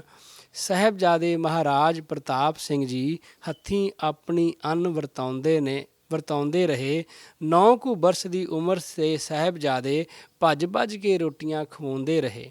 ਫਿਰਦੇ ਦੇਖਦੇ ਸਤਿਗੁਰੂ ਹਰੀ ਸਿੰਘ ਜੀ ਮਾਲਾ ਨਾਲ ਇਸ਼ਾਰੇ ਕਰਾਉਂਦੇ ਰਹੇ, ਮਹਾਰਾਜ ਤੇ ਅਸੀਂ ਹਰਨਾਮ ਸਿੰਘਾ ਸਾਰਾ ਦਿਨ ਹੀ ਫੇਰੇ ਪਾਉਂਦੇ ਰਹੇ। ਇਸ ਤਰ੍ਹਾਂ ਉੱਥੇ ਸੰਗਤ ਨੂੰ ਲੰਗਰ ਵਰਤਾਇਆ ਗਿਆ ਬਿਨਾਂ ਭੇਦਭਾਵ ਤੋਂ। 6 ਮਹੀਨੇ ਉਹ ਲੰਗਰ ਚੱਲਿਆ ਸੀ। ਬਾਗੜ ਦੇ ਜਿੰਨੇ ਵੀ ਲੋਕ ਸਨ ਆਣ ਕੇ ਲੰਗਰ ਛਕਦੇ ਸਨ। ਇੱਕ ਪ੍ਰਸੰਗ ਆਉਂਦਾ ਹੈ ਕਿ ਇੱਕ ਬਜ਼ੁਰਗ ਅਤੇ ਉਹਦੀ ਪਤਨੀ ਦੋਨੇ ਬੈਠ ਕੇ ਪੰਗਤ ਵਿੱਚ ਪ੍ਰਸ਼ਾਦਾ ਛਕ ਰਹੇ ਨੇ। ਜਦੋਂ ਸਿੱਖ ਨੇ ਜਾ ਕੇ ਉਹਦੇ ਹੱਥ ਦੇ ਉੱਤੇ ਪ੍ਰਸ਼ਾਦਾ ਰੱਖਿਆ, ਪ੍ਰਸ਼ਾਦਾ ਹੱਥ 'ਚ ਫੜ ਕੇ ਛਕ ਕੇ ਹੋਰ ਮੰਗਣ ਵਾਸਤੇ ਜਦੋਂ ਉਹਨੂੰ ਆਖਿਆ ਵੀ ਹੋਰ ਦੀ ਲੋੜ ਆ, ਉਹ ਰੋਣ ਲੱਗ ਗਿਆ। ਉਹ ਕਹਿੰਦਾ ਕੀ ਗੱਲ ਆ? ਉਹ ਕਹਿੰਦਾ ਕਿ ਮੈਂ ਆਪਣੇ ਬੱਚਿਆਂ ਨੂੰ, ਜਦੋਂ ਅਸੀਂ ਆਪਣੇ ਇਲਾਕੇ 'ਚੋਂ ਘਰੋਂ ਤੁਰੇ ਸੀ, ਖਾਣ ਨੂੰ ਕੁਝ ਹੈ ਨਹੀਂ ਸੀ, ਆਪਣੇ ਬੱਚਿਆਂ ਨੂੰ ਘਰ ਦੇ ਅੰਦਰ ਵਾੜ ਕੇ ਅਤੇ ਬਾਹਰੋਂ ਦਰਵਾਜ਼ਾ ਬੰਦ ਕਰਕੇ ਆ ਗਏ ਸਨ ਵੀ ਇਹ ਜਦੋਂ ਰੋਣਗੇ ਮੰਗਣਗੇ ਅਸੀਂ ਕਿੱਥੋਂ ਦੇਵਾਂਗੇ ਇਹਨਾਂ ਨੂੰ। ਅਤੇ ਵੇਖੇ ਨਹੀਂ ਜਾਣੇ ਬੱਚੇ ਰੋਂਦੇ। ਅਤੇ ਉਹ ਉਹਨਾਂ ਨੂੰ 4 ਦਿਨ ਹੋ ਗਏ ਨੇ ਮੈਨੂੰ ਉਹਨਾਂ ਨੂੰ ਛੱਡ ਕੇ ਆਇਆਂ ਨੂੰ, ਅਤੇ ਜੇ ਤੁਸੀਂ ਆਖੋ ਤਾਂ ਮੈਂ ਲੈ ਆਵਾਂ ਉਹਨਾਂ ਨੂੰ ਵੀ। ਉਹ ਕਹਿੰਦੇ ਜਾ ਲੈ ਆ, ਉਹਨਾਂ ਨੂੰ ਵੀ ਛਕਾਵਾਂਗੇ। ਜਦੋਂ ਉਹ ਦੱਸਦੇ ਨੇ ਕਿ ਉਹ ਘਰੇ ਗਏ, ਉਹ ਬੱਚੇ ਜਿਹੜੇ ਸੀਗੇ ਉਹ ਭੁੱਖੇ ਸਨ, ਪਿਆਸੇ ਸਨ, ਰੋ ਕੇ ਥੱਕ ਚੁੱਕੇ ਸਨ, ਉਹ ਬੇਹੋਸ਼ ਹੋ ਕੇ ਡਿੱਗੇ ਪਏ ਸਨ। ਜਦੋਂ ਜਾ ਕੇ ਉਹਨੇ ਦਰਵਾਜ਼ਾ ਖੋਲ੍ਹਿਆ, ਹਵਾ ਲੱਗੀ ਅਤੇ ਠਾਉਣ ਦੀ ਕੋਸ਼ਿਸ਼ ਕੀਤੀ। ਉਹ ਕਮਜ਼ੋਰ ਹੀ ਇੰਨਾ ਹੋ ਚੁੱਕਿਆ ਸੀ ਬੱਚਿਆਂ ਦਾ ਸਰੀਰ ਕਿ ਉਹ ਤਾਜ਼ੀ ਹਵਾ ਲੱਗਣ ਦੇ ਨਾਲ ਹੀ ਉਹ ਬੱਚੇ ਉਦੋਂ ਚੜ੍ਹਾਈ ਕਰ ਗਏ ਉਹਨਾਂ ਦੇ ਸਾਹਮਣੇ। ਉਹ ਬੱਚਿਆਂ ਨੂੰ ਰੋਟੀ ਨਹੀਂ ਖਵਾ ਸਕੇ। ਇਹ ਇਸ ਤਰ੍ਹਾਂ ਦਾ ਸਮਾਂ ਬਣਿਆ ਸੀ ਉਦੋਂ ਜਦੋਂ ਇਹ ਕਾਲ ਪਿਆ ਸੀ। ਸਤਿਗੁਰੂ ਹਰੀ ਸਿੰਘ ਜੀ ਜਦੋਂ ਇਹ ਲੰਗਰ ਵਰਤਾਉਂਦੇ ਗਏ ਅਤੇ ਲੰਗਰ ਦਾ ਸਿੱਖਾਂ ਨੇ ਆਣ ਕੇ ਅਰਜ਼ ਕੀਤੀ ਜੀ ਗੌਰਮੈਂਟ ਬਾਹਰੋਂ ਰਸਤ ਆਉਣ ਨਹੀਂ ਦਿੰਦੀ, ਅਸੀਂ ਜਿਹੜਾ ਹੁਣ ਲੰਗਰ ਪਿਆ ਇਹ ਖਤਮ ਹੋਣ ਲੱਗਾ, ਇੱਕ ਠੇਕੀ ਰਹਿ ਗਈ ਹੈ, ਇੱਕ ਬੁਖਾਰੀ ਰਹਿ ਗਈ ਹੈ। ਸਤਿਗੁਰੂ ਹਰੀ ਸਿੰਘ ਜੀ ਜਾ ਕੇ ਚਰਨ ਲਾਇਆ ਉਸ ਠੇਕੀ ਨੂੰ, ਚਰਨ ਲਾ ਕੇ ਬਚਨ ਕੀਤਾ ਕਿ ਇਹ ਠੇਕੀ ਨਹੀਂ ਮੁੱਕਦੀ, ਸੱਚ ਪਾਤਸ਼ਾਹ ਜੀ ਕਿਰਪਾ ਕਰਨਗੇ। ਸਤਿਗੁਰੂ ਰਾਮ ਸਿੰਘ ਦਾ ਲੰਗਰ ਆ, ਤੁਸੀਂ ਅਟੁੱਟ ਲੰਗਰ ਵਰਤੇਗਾ, ਇਹਨੂੰ ਵਰਤਾਈ ਜਾਓ। ਸਾਧ ਸੰਗਤ ਜੀ ਉਸ ਠੇਕੀ ਨਾਲ ਕੋਈ 5-6 ਮਹੀਨੇ ਕੱਢਿਆ ਅਤੇ ਬਾਗੜ ਦਾ ਜਿੰਨਾ ਵੀ ਕਾਲ ਸੀ ਉਹ ਇੱਕ ਠੇਕੀ ਨਾਲ ਪੁਗਾਇਆ। ਨਾਲ ਇੱਕ ਬੁਖਾਰੀ ਸੀ, ਕਣਕ ਦੇ ਪ੍ਰਸ਼ਾਦੇ ਅਤੇ ਮੱਕੀ ਦਾ ਦਲੀਆ ਵਰਤਾਇਆ ਜਾਂਦਾ ਸੀਗਾ। ਭੁੱਖੇ ਨੂੰ ਤਾਂ ਜੋ ਵੀ ਮਿਲ ਜਾਵੇ ਉਹ ਤਾਂ ਉਹਦੇ ਵਾਸਤੇ ਅੰਮ੍ਰਿਤ ਆ। ਅਤੇ ਫਿਰ ਉਹ ਗੁਰੂ ਘਰ ਦਾ ਹੋਵੇ, ਸਤਿਗੁਰੂ ਹਰੀ ਸਿੰਘ ਦੇ ਚਰਨਾਂ ਦਾ ਲੱਗਾ ਹੋਇਆ ਉਹ ਕਣਕ ਦਾ ਆਟਾ ਜਦੋਂ ਛਕਦੇ ਸਨ ਅਤੇ ਸਾਰੀਆਂ ਸੱਤੇ ਸੁੱਧਾਂ ਭੁੱਲ ਜਾਂਦੀਆਂ ਸਨ, ਸਾਰੇ ਪਦਾਰਥ ਭੁੱਲ ਜਾਂਦੇ ਸਨ ਕਿ ਇਸ ਤਰ੍ਹਾਂ ਦਾ ਤਾਂ ਅੰਮ੍ਰਿਤ ਛਕਿਆ ਹੀ ਨਹੀਂ ਕਦੀ। ਅੰਗਰੇਜ਼ਾਂ ਨੇ ਦੌਰਾ ਨਹੀਂ ਕਰਨ ਦਿੱਤਾ, ਬਾਹਰੋਂ ਰਸਤ ਆਉਣ ਨਹੀਂ ਦਿੱਤੀ, ਪਰ ਫਿਰ ਵੀ ਅੰਗਰੇਜ਼ਾਂ ਨੇ ਆਪਣੇ ਹੌਲਦਾਰ ਨੂੰ, ਜਿਹੜੇ ਭੈਣੀ ਸਾਹਿਬ ਦੀ ਡਿਓੜੀ ਵਿੱਚ ਬੈਠੇ ਸਨ, ਉਹਨਾਂ ਨੂੰ ਪੁੱਛਿਆ ਕਿ ਕਿਸ ਤਰ੍ਹਾਂ ਉੱਥੇ ਚੱਲਦਾ ਪਿਆ। ਉਹ ਕਹਿੰਦਾ ਜੀ ਬਾਹਰੋਂ ਰਸਤ ਆਉਂਦੀ ਨਹੀਂ, ਅੰਦਰੋਂ ਪਤਾ ਨਹੀਂ ਕਿੱਥੋਂ ਕੱਢੀ ਆਉਂਦੇ ਨੇ, ਅਤੇ ਸੰਗਤ ਦੀ ਪੰਗਤ ਇੱਥੇ ਇੰਨੀ ਲੱਗਦੀ ਹੈ ਲੰਗਰ ਛਕਣ ਵਾਲਿਆਂ ਦੀ, ਬੇਹਿਸਾਬ ਗਿਣਤੀ ਕੀਤੀ ਨਹੀਂ ਜਾਂਦੀ ਕਿਸੇ ਦੀ। ਇਹ ਗੱਲ ਪੂਰੇ ਪੰਜਾਬ ਵਿੱਚ ਇੰਗਲੈਂਡ ਤੱਕ ਡੇਲੀ ਦੀ ਰਿਪੋਰਟ ਜਾਂਦੀ ਸੀ ਕਿ ਜੇ ਪੰਜਾਬ ਵਿੱਚ ਕੋਈ ਲੰਗਰ ਬਚਿਆ ਤਾਂ ਉਹ ਸਿਰਫ ਗੁਰੂ ਰਾਮ ਸਿੰਘ ਦਾ ਲੰਗਰ ਆ। ਭੈਣੀ ਸਾਹਿਬ ਸਤਿਗੁਰੂ ਹਰੀ ਸਿੰਘ ਜੀ ਉਹ ਲੰਗਰ ਛਕਾ ਰਹੇ ਨੇ। ਫਿਰ ਕਮਿਸ਼ਨਰ ਜਿਹੜਾ ਸੀਗਾ ਲੁਧਿਆਣੇ ਦਾ, ਉਹ ਆਇਆ ਸਤਿਗੁਰੂ ਹਰੀ ਸਿੰਘ ਜੀ ਦੇ ਕੋਲ। ਉਹਨੇ ਆਣ ਕੇ ਇਹ ਗੱਲ ਆਖੀ ਵੀ ਤੁਸੀਂ ਬਹੁਤ ਚੰਗਾ ਕੰਮ ਕਰਦੇ ਪਏ ਹੋ, ਜਿਹੜਾ ਇਹ ਭੁੱਖਿਆਂ ਨੂੰ ਤੁਸੀਂ ਲੰਗਰ ਛਕਾ ਰਹੇ ਹੋ, ਅਤੇ ਮੈਂ ਤੁਹਾਨੂੰ 52 ਮਰਬੇ ਜ਼ਮੀਨ ਭਾਵ 1300 ਏਕੜ ਜ਼ਮੀਨ ਤੁਹਾਨੂੰ ਮੈਂ ਦਿੰਨਾ, ਉਹ ਆਬਾਦ ਹੋਣ ਲੱਗੀ ਹੈ ਨਵੀਂ, ਅਤੇ ਉਸ ਇਲਾਕੇ 'ਚ ਤੁਹਾਨੂੰ ਦਿੰਨਾ, ਤੁਸੀਂ ਉਹ ਲੈ ਲਓ। ਸਤਿਗੁਰੂ ਹਰੀ ਸਿੰਘ ਜੀ ਬਚਨ ਕੀਤਾ ਕਿ ਜਦੋਂ ਅਸੀਂ ਲੈਣੀ ਹੈ ਜ਼ਮੀਨ ਸਾਰਾ ਹਿੰਦੁਸਤਾਨ ਲੈਣਾ, ਤੂੰ ਕੀ ਸੋਚਦਾ ਤੇਰੇ ਆ 52 ਮਰਬੇ, ਇਹ 1300 ਏਕੜ ਜ਼ਮੀਨ ਲੈ ਕੇ ਮੰਨ ਲਈਏ ਕਿ ਬਾਕੀ ਭਾਰਤ ਤੇਰਾ ਹੈ ਅਤੇ ਇਹ 1300 ਅਸੀਂ ਲੈ ਲਈਏ। ਜਦੋਂ ਅਸੀਂ ਲੈਣਾ ਅਸੀਂ ਸਾਰਾ ਹੀ ਲੈਣਾ, ਅਤੇ ਜੇ ਕੋਈ ਜ਼ਮੀਨ ਦੇਣੀ ਹੈ ਤਾਂ ਵਲਾਇਤ ਵਿੱਚੋਂ ਭਾਵ ਇੰਗਲੈਂਡ ਵਿੱਚੋਂ ਦੇ, ਉਹ ਤੇਰੀ ਜ਼ਮੀਨ ਹੈ, ਇਹ ਤਾਂ ਸਾਡੀ ਹੈ, ਸਾਡੀ ਸਾਨੂੰ ਕੀ ਦੇਣਾ ਹੈ ਤੂੰ। ਜਦੋਂ ਇਸ ਤਰ੍ਹਾਂ ਦਾ ਉਹਨੂੰ ਜਵਾਬ ਦਿੱਤਾ ਅਤੇ ਉਹ ਉਸੇ ਵੇਲੇ ਚੁੱਪ ਕਰ ਗਿਆ, ਉਹਦੇ ਕੋਲ ਤਾਂ ਜਵਾਬ ਹੀ ਨਹੀਂ ਸੀ ਇਸ ਗੱਲ ਦਾ, ਅਤੇ ਉਹ ਵਾਪਸ ਚਲਾ ਗਿਆ। ਇਸ ਤਰ੍ਹਾਂ ਦਾ ਅਟੁੱਟ ਲੰਗਰ ਸਤਿਗੁਰੂ ਹਰੀ ਸਿੰਘ ਜੀ ਨੇ ਉਸ ਬਾਗੜ ਦੇ ਕਾਲ ਸਮੇਂ ਭੁਗਤਾਇਆ। ਇਹਦੇ ਵਿੱਚੋਂ ਹਜ਼ਾਰਾਂ ਸੰਗਤ, ਲੱਖਾਂ ਦੀ ਸੰਗਤ ਨੇ ਜਾ ਕੇ ਪ੍ਰਸ਼ਾਦਾ ਛਕਿਆ। ਸਾਧ ਸੰਗਤ ਜੀ, ਅਸੀਂ ਆਪਣੇ ਘਰ ਦੇ ਵਿੱਚ ਇੱਕ ਤਵਾ ਲੈ ਕੇ ਆਉਂਦੇ ਹਾਂ, ਉਹ ਤਵਾ ਮੈਨੂੰ ਨਹੀਂ ਲੱਗਦਾ ਵੀ ਜੇ ਉਹ ਆਪਾਂ ਧਿਆਨ ਨਾਲ ਵਰਤੀਏ ਫਿਰ ਵੀ 5-6 ਸਾਲ ਜਾਂ 10 ਸਾਲ ਕੱਢ ਜਾਂਦਾ ਹੋਏਗਾ।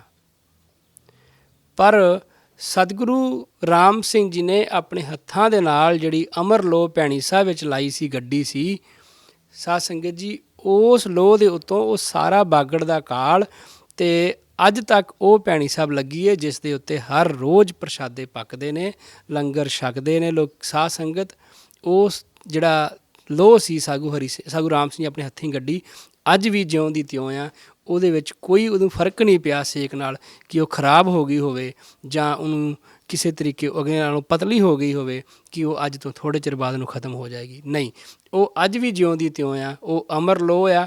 ਉਹ ਜਿਸ ਤਰ੍ਹਾਂ ਸਤਿਗੁਰੂ ਰਾਮ ਸਿੰਘ ਜੀ ਗੱਡੀ ਸੀ, ਉਹ ਉਸੇ ਤਰ੍ਹਾਂ ਹੀ ਸੰਭਾਲ ਕੇ ਰੱਖੀਏ। ਉਹਨੂੰ ਕਦੀ ਪੁੱਟਿਆ ਨਹੀਂ ਗਿਆ, ਉਹਨੂੰ ਕਦੀ ਕਿਸੇ ਨੇ ਹੱਥ ਨਹੀਂ ਲਾਇਆ ਵੀ ਇਹਨੂੰ ਪੁੱਟ ਲਈਏ। ਉਹਦੇ ਵਿੱਚ 2 ਛੇਕ ਨੇ। ਇੱਕ ਵਾਰੀ ਨਾ ਭੈਣੀ ਸਾਹਿਬ ਸੰਤ ਸਨ, ਉਹਨਾਂ ਨੂੰ ਸਤਿਗੁਰੂ ਰਾਮ ਸਿੰਘ ਜੀ ਦਰਸ਼ਨ ਦਿੱਤੇ। ਸਤਿਗੁਰੂ ਰਾਮ ਸਿੰਘ ਜੀ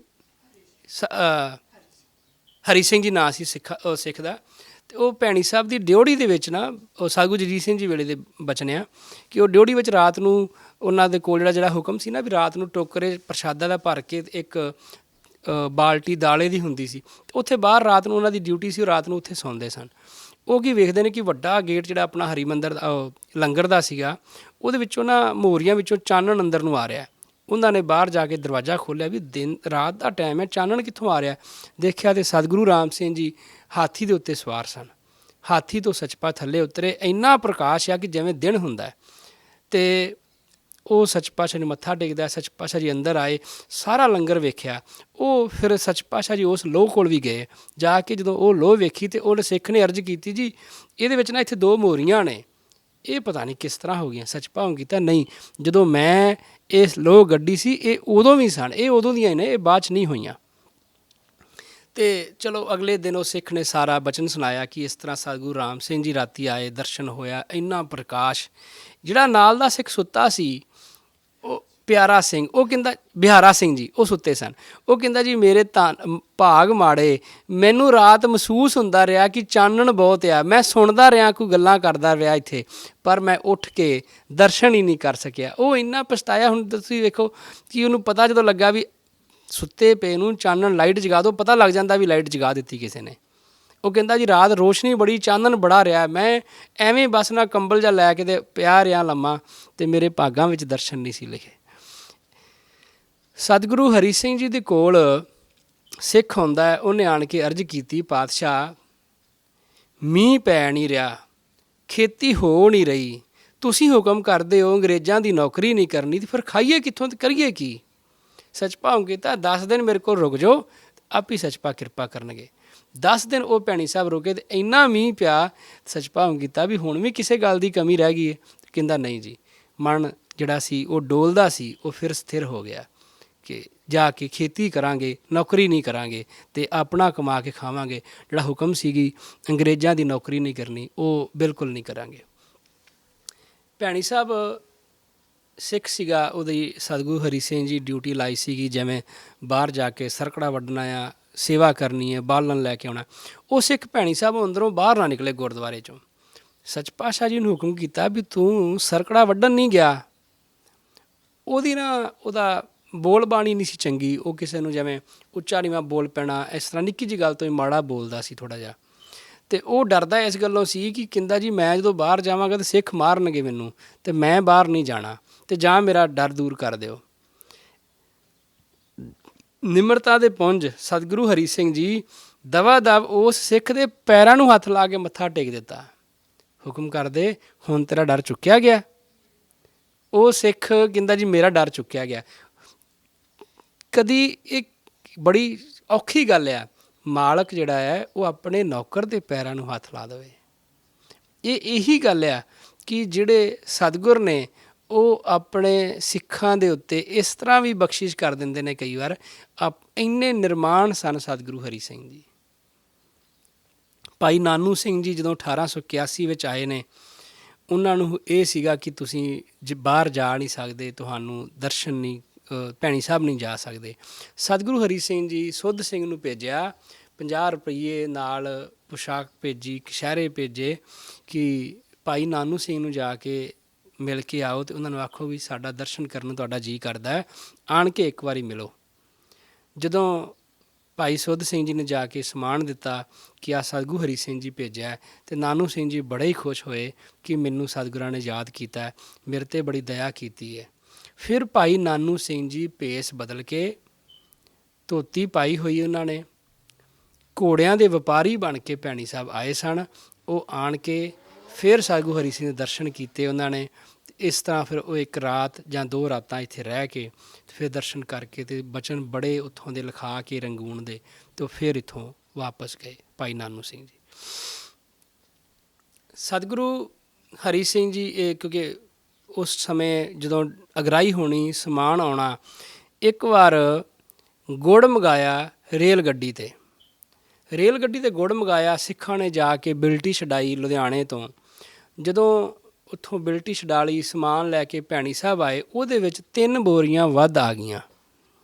ਹੁਣ ਜਦੋਂ 3 ਬੋਰੀਆਂ ਵੱਧ ਆ ਗਈਆਂ, ਸਿੱਖਾਂ ਨੇ ਆਣ ਕੇ ਸਤਿਗੁਰੂ ਹਰੀ ਸਿੰਘ ਜੀ ਨੂੰ ਅਰਜ਼ ਕੀਤੀ, ਜੀ 3 ਬੋਰੀਆਂ ਵੱਧ ਆ ਗਈਆਂ ਨੇ। ਸੱਚ ਪਾਤਸ਼ਾਹ ਜੀ ਹੁਕਮ ਕੀਤਾ, ਉਹਦੇ ਵਿੱਚ ਸੀ 1 ਬੋਰੀ ਸੌਂਗੀ ਦੀ, 2 ਬੋਰੀਆਂ ਸੀ ਮਗਜ਼ ਦੀਆਂ। ਸੱਚ ਪਾਤਸ਼ਾਹ ਜੀ ਹੁਕਮ ਕੀਤਾ, ਕਿਸੇ ਨੇ ਇਸ ਬੋਰੀ ਨੂੰ ਛੇੜਨਾ ਨਹੀਂ, ਇਹਨਾਂ ਨੂੰ ਵਾਪਸ ਗੱਡੇ 'ਤੇ ਲਦਾ ਕੇ ਅਤੇ ਲੁਧਿਆਣੇ ਭੇਜ ਦਿੱਤੀਆਂ ਕਿ ਜਾਓ ਜਾ ਕੇ ਉੱਥੇ ਵਾਪਸ ਦਿਓ, ਇਹ ਆਪਣੀਆਂ ਨਹੀਂ ਗਿਆ, ਇਹ ਬੇਗਾਨਾ ਹੱਕ ਆ, ਅਸੀਂ ਨਹੀਂ ਵਰਤਣੀਆਂ। ਜਦੋਂ ਉੱਥੇ ਗਿਆ ਜਾ ਕੇ ਸਟੇਸ਼ਨ ਮਾਸਟਰ ਨੂੰ ਉਹ ਦਿੱਤੀਆਂ, ਜਿੰਨੇ ਬਿਲਟੀ ਕਰਕੇ ਲਿਖ ਦਿੱਤੀ ਸੀ, ਉਹ ਬੜਾ ਹੈਰਾਨ ਹੋਇਆ। ਕਹਿੰਦਾ ਧੰਨ ਨੇ ਸਤਿਗੁਰ, ਕਹਿੰਦਾ ਮੈਂ ਲਿਖ ਕੇ ਦੇ ਦਿੱਤਾ ਸੀ ਕਿ ਤੁਸੀਂ ਸਮਾਨ ਆਪਣਾ ਲੈ ਗਏ ਹੋ, ਵੱਧ ਘੱਟ ਤਾਂ ਲਿਖਿਆ ਹੀ ਨਹੀਂ ਸੀ ਉਹਦੇ ਉੱਤੇ, ਇਹ ਮੈਨੂੰ ਆਪਣੀ ਜੇਬ 'ਚੋਂ ਭਰਨੀਆਂ ਪੈਣੀਆਂ ਸੀ। ਕਹਿੰਦਾ ਇਹ ਸੱਚਾ ਧਰਮ ਆ ਕਿ ਸੱਚੇ ਗੁਰੂ ਨੇ ਕਿ ਜਿਨ੍ਹਾਂ ਨੇ ਆਪ ਚੀਜ਼ ਵਾਪਸ ਭੇਜ ਦਿੱਤੀ ਮੇਰੇ ਕੋਲ। ਇਸ ਕਰਕੇ ਜਿਹੜਾ ਹੁਕਮ ਕਰਦੇ ਨਾ ਸੱਚ ਪਾਤਸ਼ਾਹ ਜੀ, ਹੱਕ ਪਰਾਇਆ ਨਾਨਕਾ ਉਸ ਸੂਰ ਉਸ ਗਾਏ, ਇਹ ਪਰਾਇਆ ਹੱਕ ਖਾਣਾ ਬੜਾ ਸੌਖਾ ਆ, ਪਰ ਜਦੋਂ ਉਹਦਾ ਵਾਪਸ ਮੁੱਲ ਦੇਣਾ ਪੈਂਦਾ ਹੈ ਅਤੇ ਸਾਧ ਸੰਗਤ ਜੀ ਉਹ ਫਿਰ ਦਿੱਤਾ ਨਹੀਂ ਜਾਂਦਾ, ਉਹ ਕਿੰਨੇ ਗੁਣਾ ਵੱਧ ਜਾਂਦਾ, ਦੇਣਾ ਪੈਂਦਾ ਹੈ। ਮੈਂ ਨਾ ਇੱਥੇ ਟਰੱਕ ਦਾ ਕੰਮ ਕਰਦਾ ਸੀਗਾ, ਜਦੋਂ ਟਰੱਕ ਚਲਾਉਂਦਾ ਸੀ ਕਿਸੇ ਕੰਪਨੀ ਦੇ ਨਾਲ। ਮੈਂ ਫਲੋਰੀਡਾ ਲੋਡ ਲੈ ਕੇ ਗਿਆ ਅਤੇ ਟਰਾਲਾ ਕੰਪਨੀ ਦਾ ਸੀ, ਟਰੈਕਟਰ ਮੇਰਾ ਸੀ। ਟ੍ਰੇਲਰ ਦੇ ਵਿੱਚ ਕਿਤੇ ਮੋਰੀ ਹੋ ਗਈ, ਪਾਣੀ, ਮੀਂਹ ਪੈ ਰਿਹਾ ਸੀ, ਪਾਣੀ ਪੈਣ ਦੇ ਨਾਲ ਇੱਕ ਪੈਲਟ ਸੀ, ਉਹਦੇ ਵਿੱਚ ਕੋਈ 700 ਆਈਪੈਡ ਸਨ। ਹੁਣ ਇਲੈਕਟ੍ਰੋਨਿਕ ਡਿਵਾਈਸਾਂ ਸੀ 700 ਇੱਕ ਪੈਲਟ ਵਿੱਚ, ਉਹ ਕੁਦਰਤੀ ਮੋਰੀ ਟਰਾਲੇ ਦੇ ਵਿੱਚ ਬਿਲਕੁਲ ਉਹਦੇ ਉੱਤੇ ਹੋਈ, ਪੈਲਟ ਦੇ ਉੱਤੇ ਮੀਂਹ ਪੈ ਕੇ ਉਹਨਾਂ ਦੇ ਕੋਈ 35-40 ਆਈਪੈਡ ਖਰਾਬ ਹੋ ਗਏ, ਉਹ ਰਿਜੈਕਟ ਹੋ ਗਿਆ ਮਾਲ। ਉਹਨਾਂ ਨੇ ਪੇਪਰ 'ਤੇ ਲਿਖ ਕੇ ਦਿੱਤਾ। ਮੈਂ ਕੰਪਨੀ ਨੂੰ ਦੱਸਿਆ, ਕੰਪਨੀ ਕਹਿੰਦੇ ਤੇਰਾ ਕਿਹੜਾ ਫਾਲਟ ਹੈ, ਅਤੇ ਸਾਡਾ ਟਰਾਲਾ ਆ, ਸਾਡਾ ਹੀ ਫਾਲਟ ਆ, ਸਾਡਾ ਕੋਈ ਗੱਲ ਨਹੀਂ, ਤੂੰ ਐਵੇਂ ਕਰ, ਅਗਲਾ ਲੋਡ ਫੇਰ ਚੁੱਕਣਾ, ਪਹਿਲਾਂ ਟਰਾਲੇ ਨੂੰ ਠੀਕ ਕਰਵਾ ਲੈ। ਉਹਨਾਂ ਨੇ ਇੱਕ ਮੈਨੂੰ ਸ਼ਾਪ 'ਤੇ ਭੇਜਿਆ, ਉੱਥੋਂ ਟਰਾਲਾ ਠੀਕ ਕਰਾਇਆ। ਉਹਨਾਂ ਨੇ $200 ਚਾਰਜ ਕੀਤਾ। ਉਹਨਾਂ ਨੇ ਮੇਰੇ ਮਨ 'ਚ ਆ ਗਈ ਵੀ ਮੈਂ ਵੀ ਆਪਣੇ ਟਰੱਕ ਦਾ ਕੰਮ ਕਰਾ ਲਾਂ। ਸ਼ਪੈਨੇ ਸਨ, ਉਹ ਫਲੋਰੀਡਾ ਸੀਗਾ ਮੈਂ, ਅਤੇ ਮੇਰੇ ਨਾਲ $135 ਦਾ ਬਿੱਲ ਮੇਰਾ ਬਣਿਆ ਅਤੇ 200 ਦੇ ਆਸ-ਪਾਸ ਕੰਪਨੀ ਦਾ ਬਿੱਲ ਬਣਿਆ। ਅਤੇ ਮੈਂ ਸ਼ਪੈਨੇ ਨੂੰ ਆਖਿਆ ਵੀ ਇਹ $100 ਮੇਰੀ ਜੇਬ 'ਚ ਆ, 100 ਤੂੰ ਮੇਰੇ ਵੱਲੋਂ ਪਾ ਦੇ, ਆ ਜਿਹੜੇ ਮੇਰੇ ਉੱਪਰਲੇ 35 ਨੇ ਨਾ, ਇਹ ਕੰਪਨੀ ਦੇ ਖਾਤੇ 'ਚ ਪਾ ਦੇਗਾ। ਉਹ ਕਹਿੰਦਾ ਮੈਂ ਪਾ ਦਾਂਗਾ।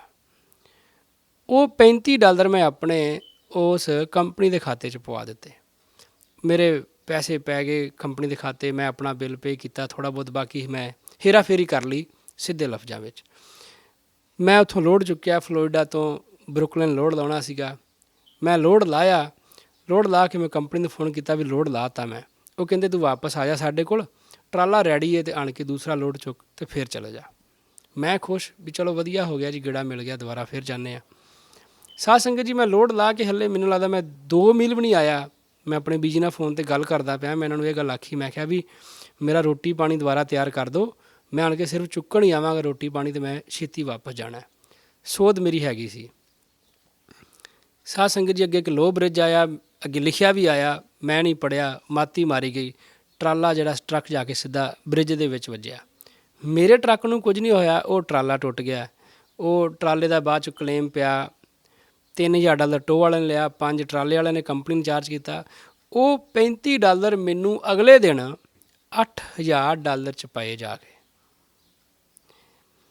ਅਸੀਂ ਦੂਸਰਿਆਂ ਨੂੰ ਕਈ ਵਾਰ ਵੇਖ ਲੈਂਦੇ ਹਾਂ ਸਟੇਜ 'ਤੇ ਖਲੋ ਕੇ, ਬੈਠ ਕੇ ਬੋਲਣਾ ਬੜਾ ਸੌਖਾ ਹੈ। ਸਾਧ ਸੰਗਤ ਜੀ, ਇਹ ਗੱਲਾਂ ਨੂੰ ਛੱਡੋ, ਇਹ ਕਰਨੀਆਂ ਨਹੀਂ ਚਾਹੀਦੀਆਂ। ਇਹ ਆਪਣਾ ਮਨ ਜਿਹੜਾ ਸਾਫ਼ ਰੱਖੋ।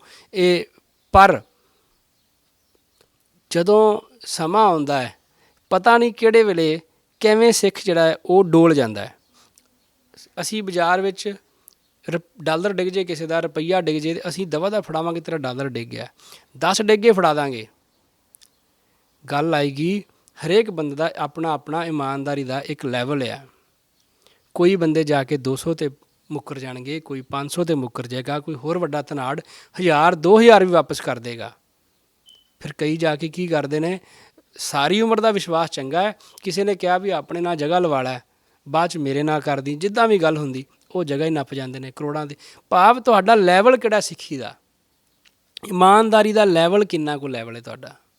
ਜਿਹੜੇ ਸਿੱਖ ਇਹ ਗੱਲ ਵੇਖਦੇ ਨੇ ਨਾ, ਆਖਦੇ ਨੇ ਕਿ ਉਹ ਪੁਰਾਣੇ ਨੂੰ ਤਾਂ ਪਚੀ ਜਾਂਦਾ, ਉਹਨੂੰ ਤਾਂ ਕੁਝ ਹੁੰਦਾ ਨਹੀਂ, ਅਤੇ ਅਸੀਂ ਮਾੜੀ ਜਿਹੀ ਗਲਤੀ ਕੀਤੀ, ਸਾਨੂੰ ਨਾਲ ਹੀ ਉਹਦੀ ਸਜ਼ਾ ਮਿਲ ਗਈ।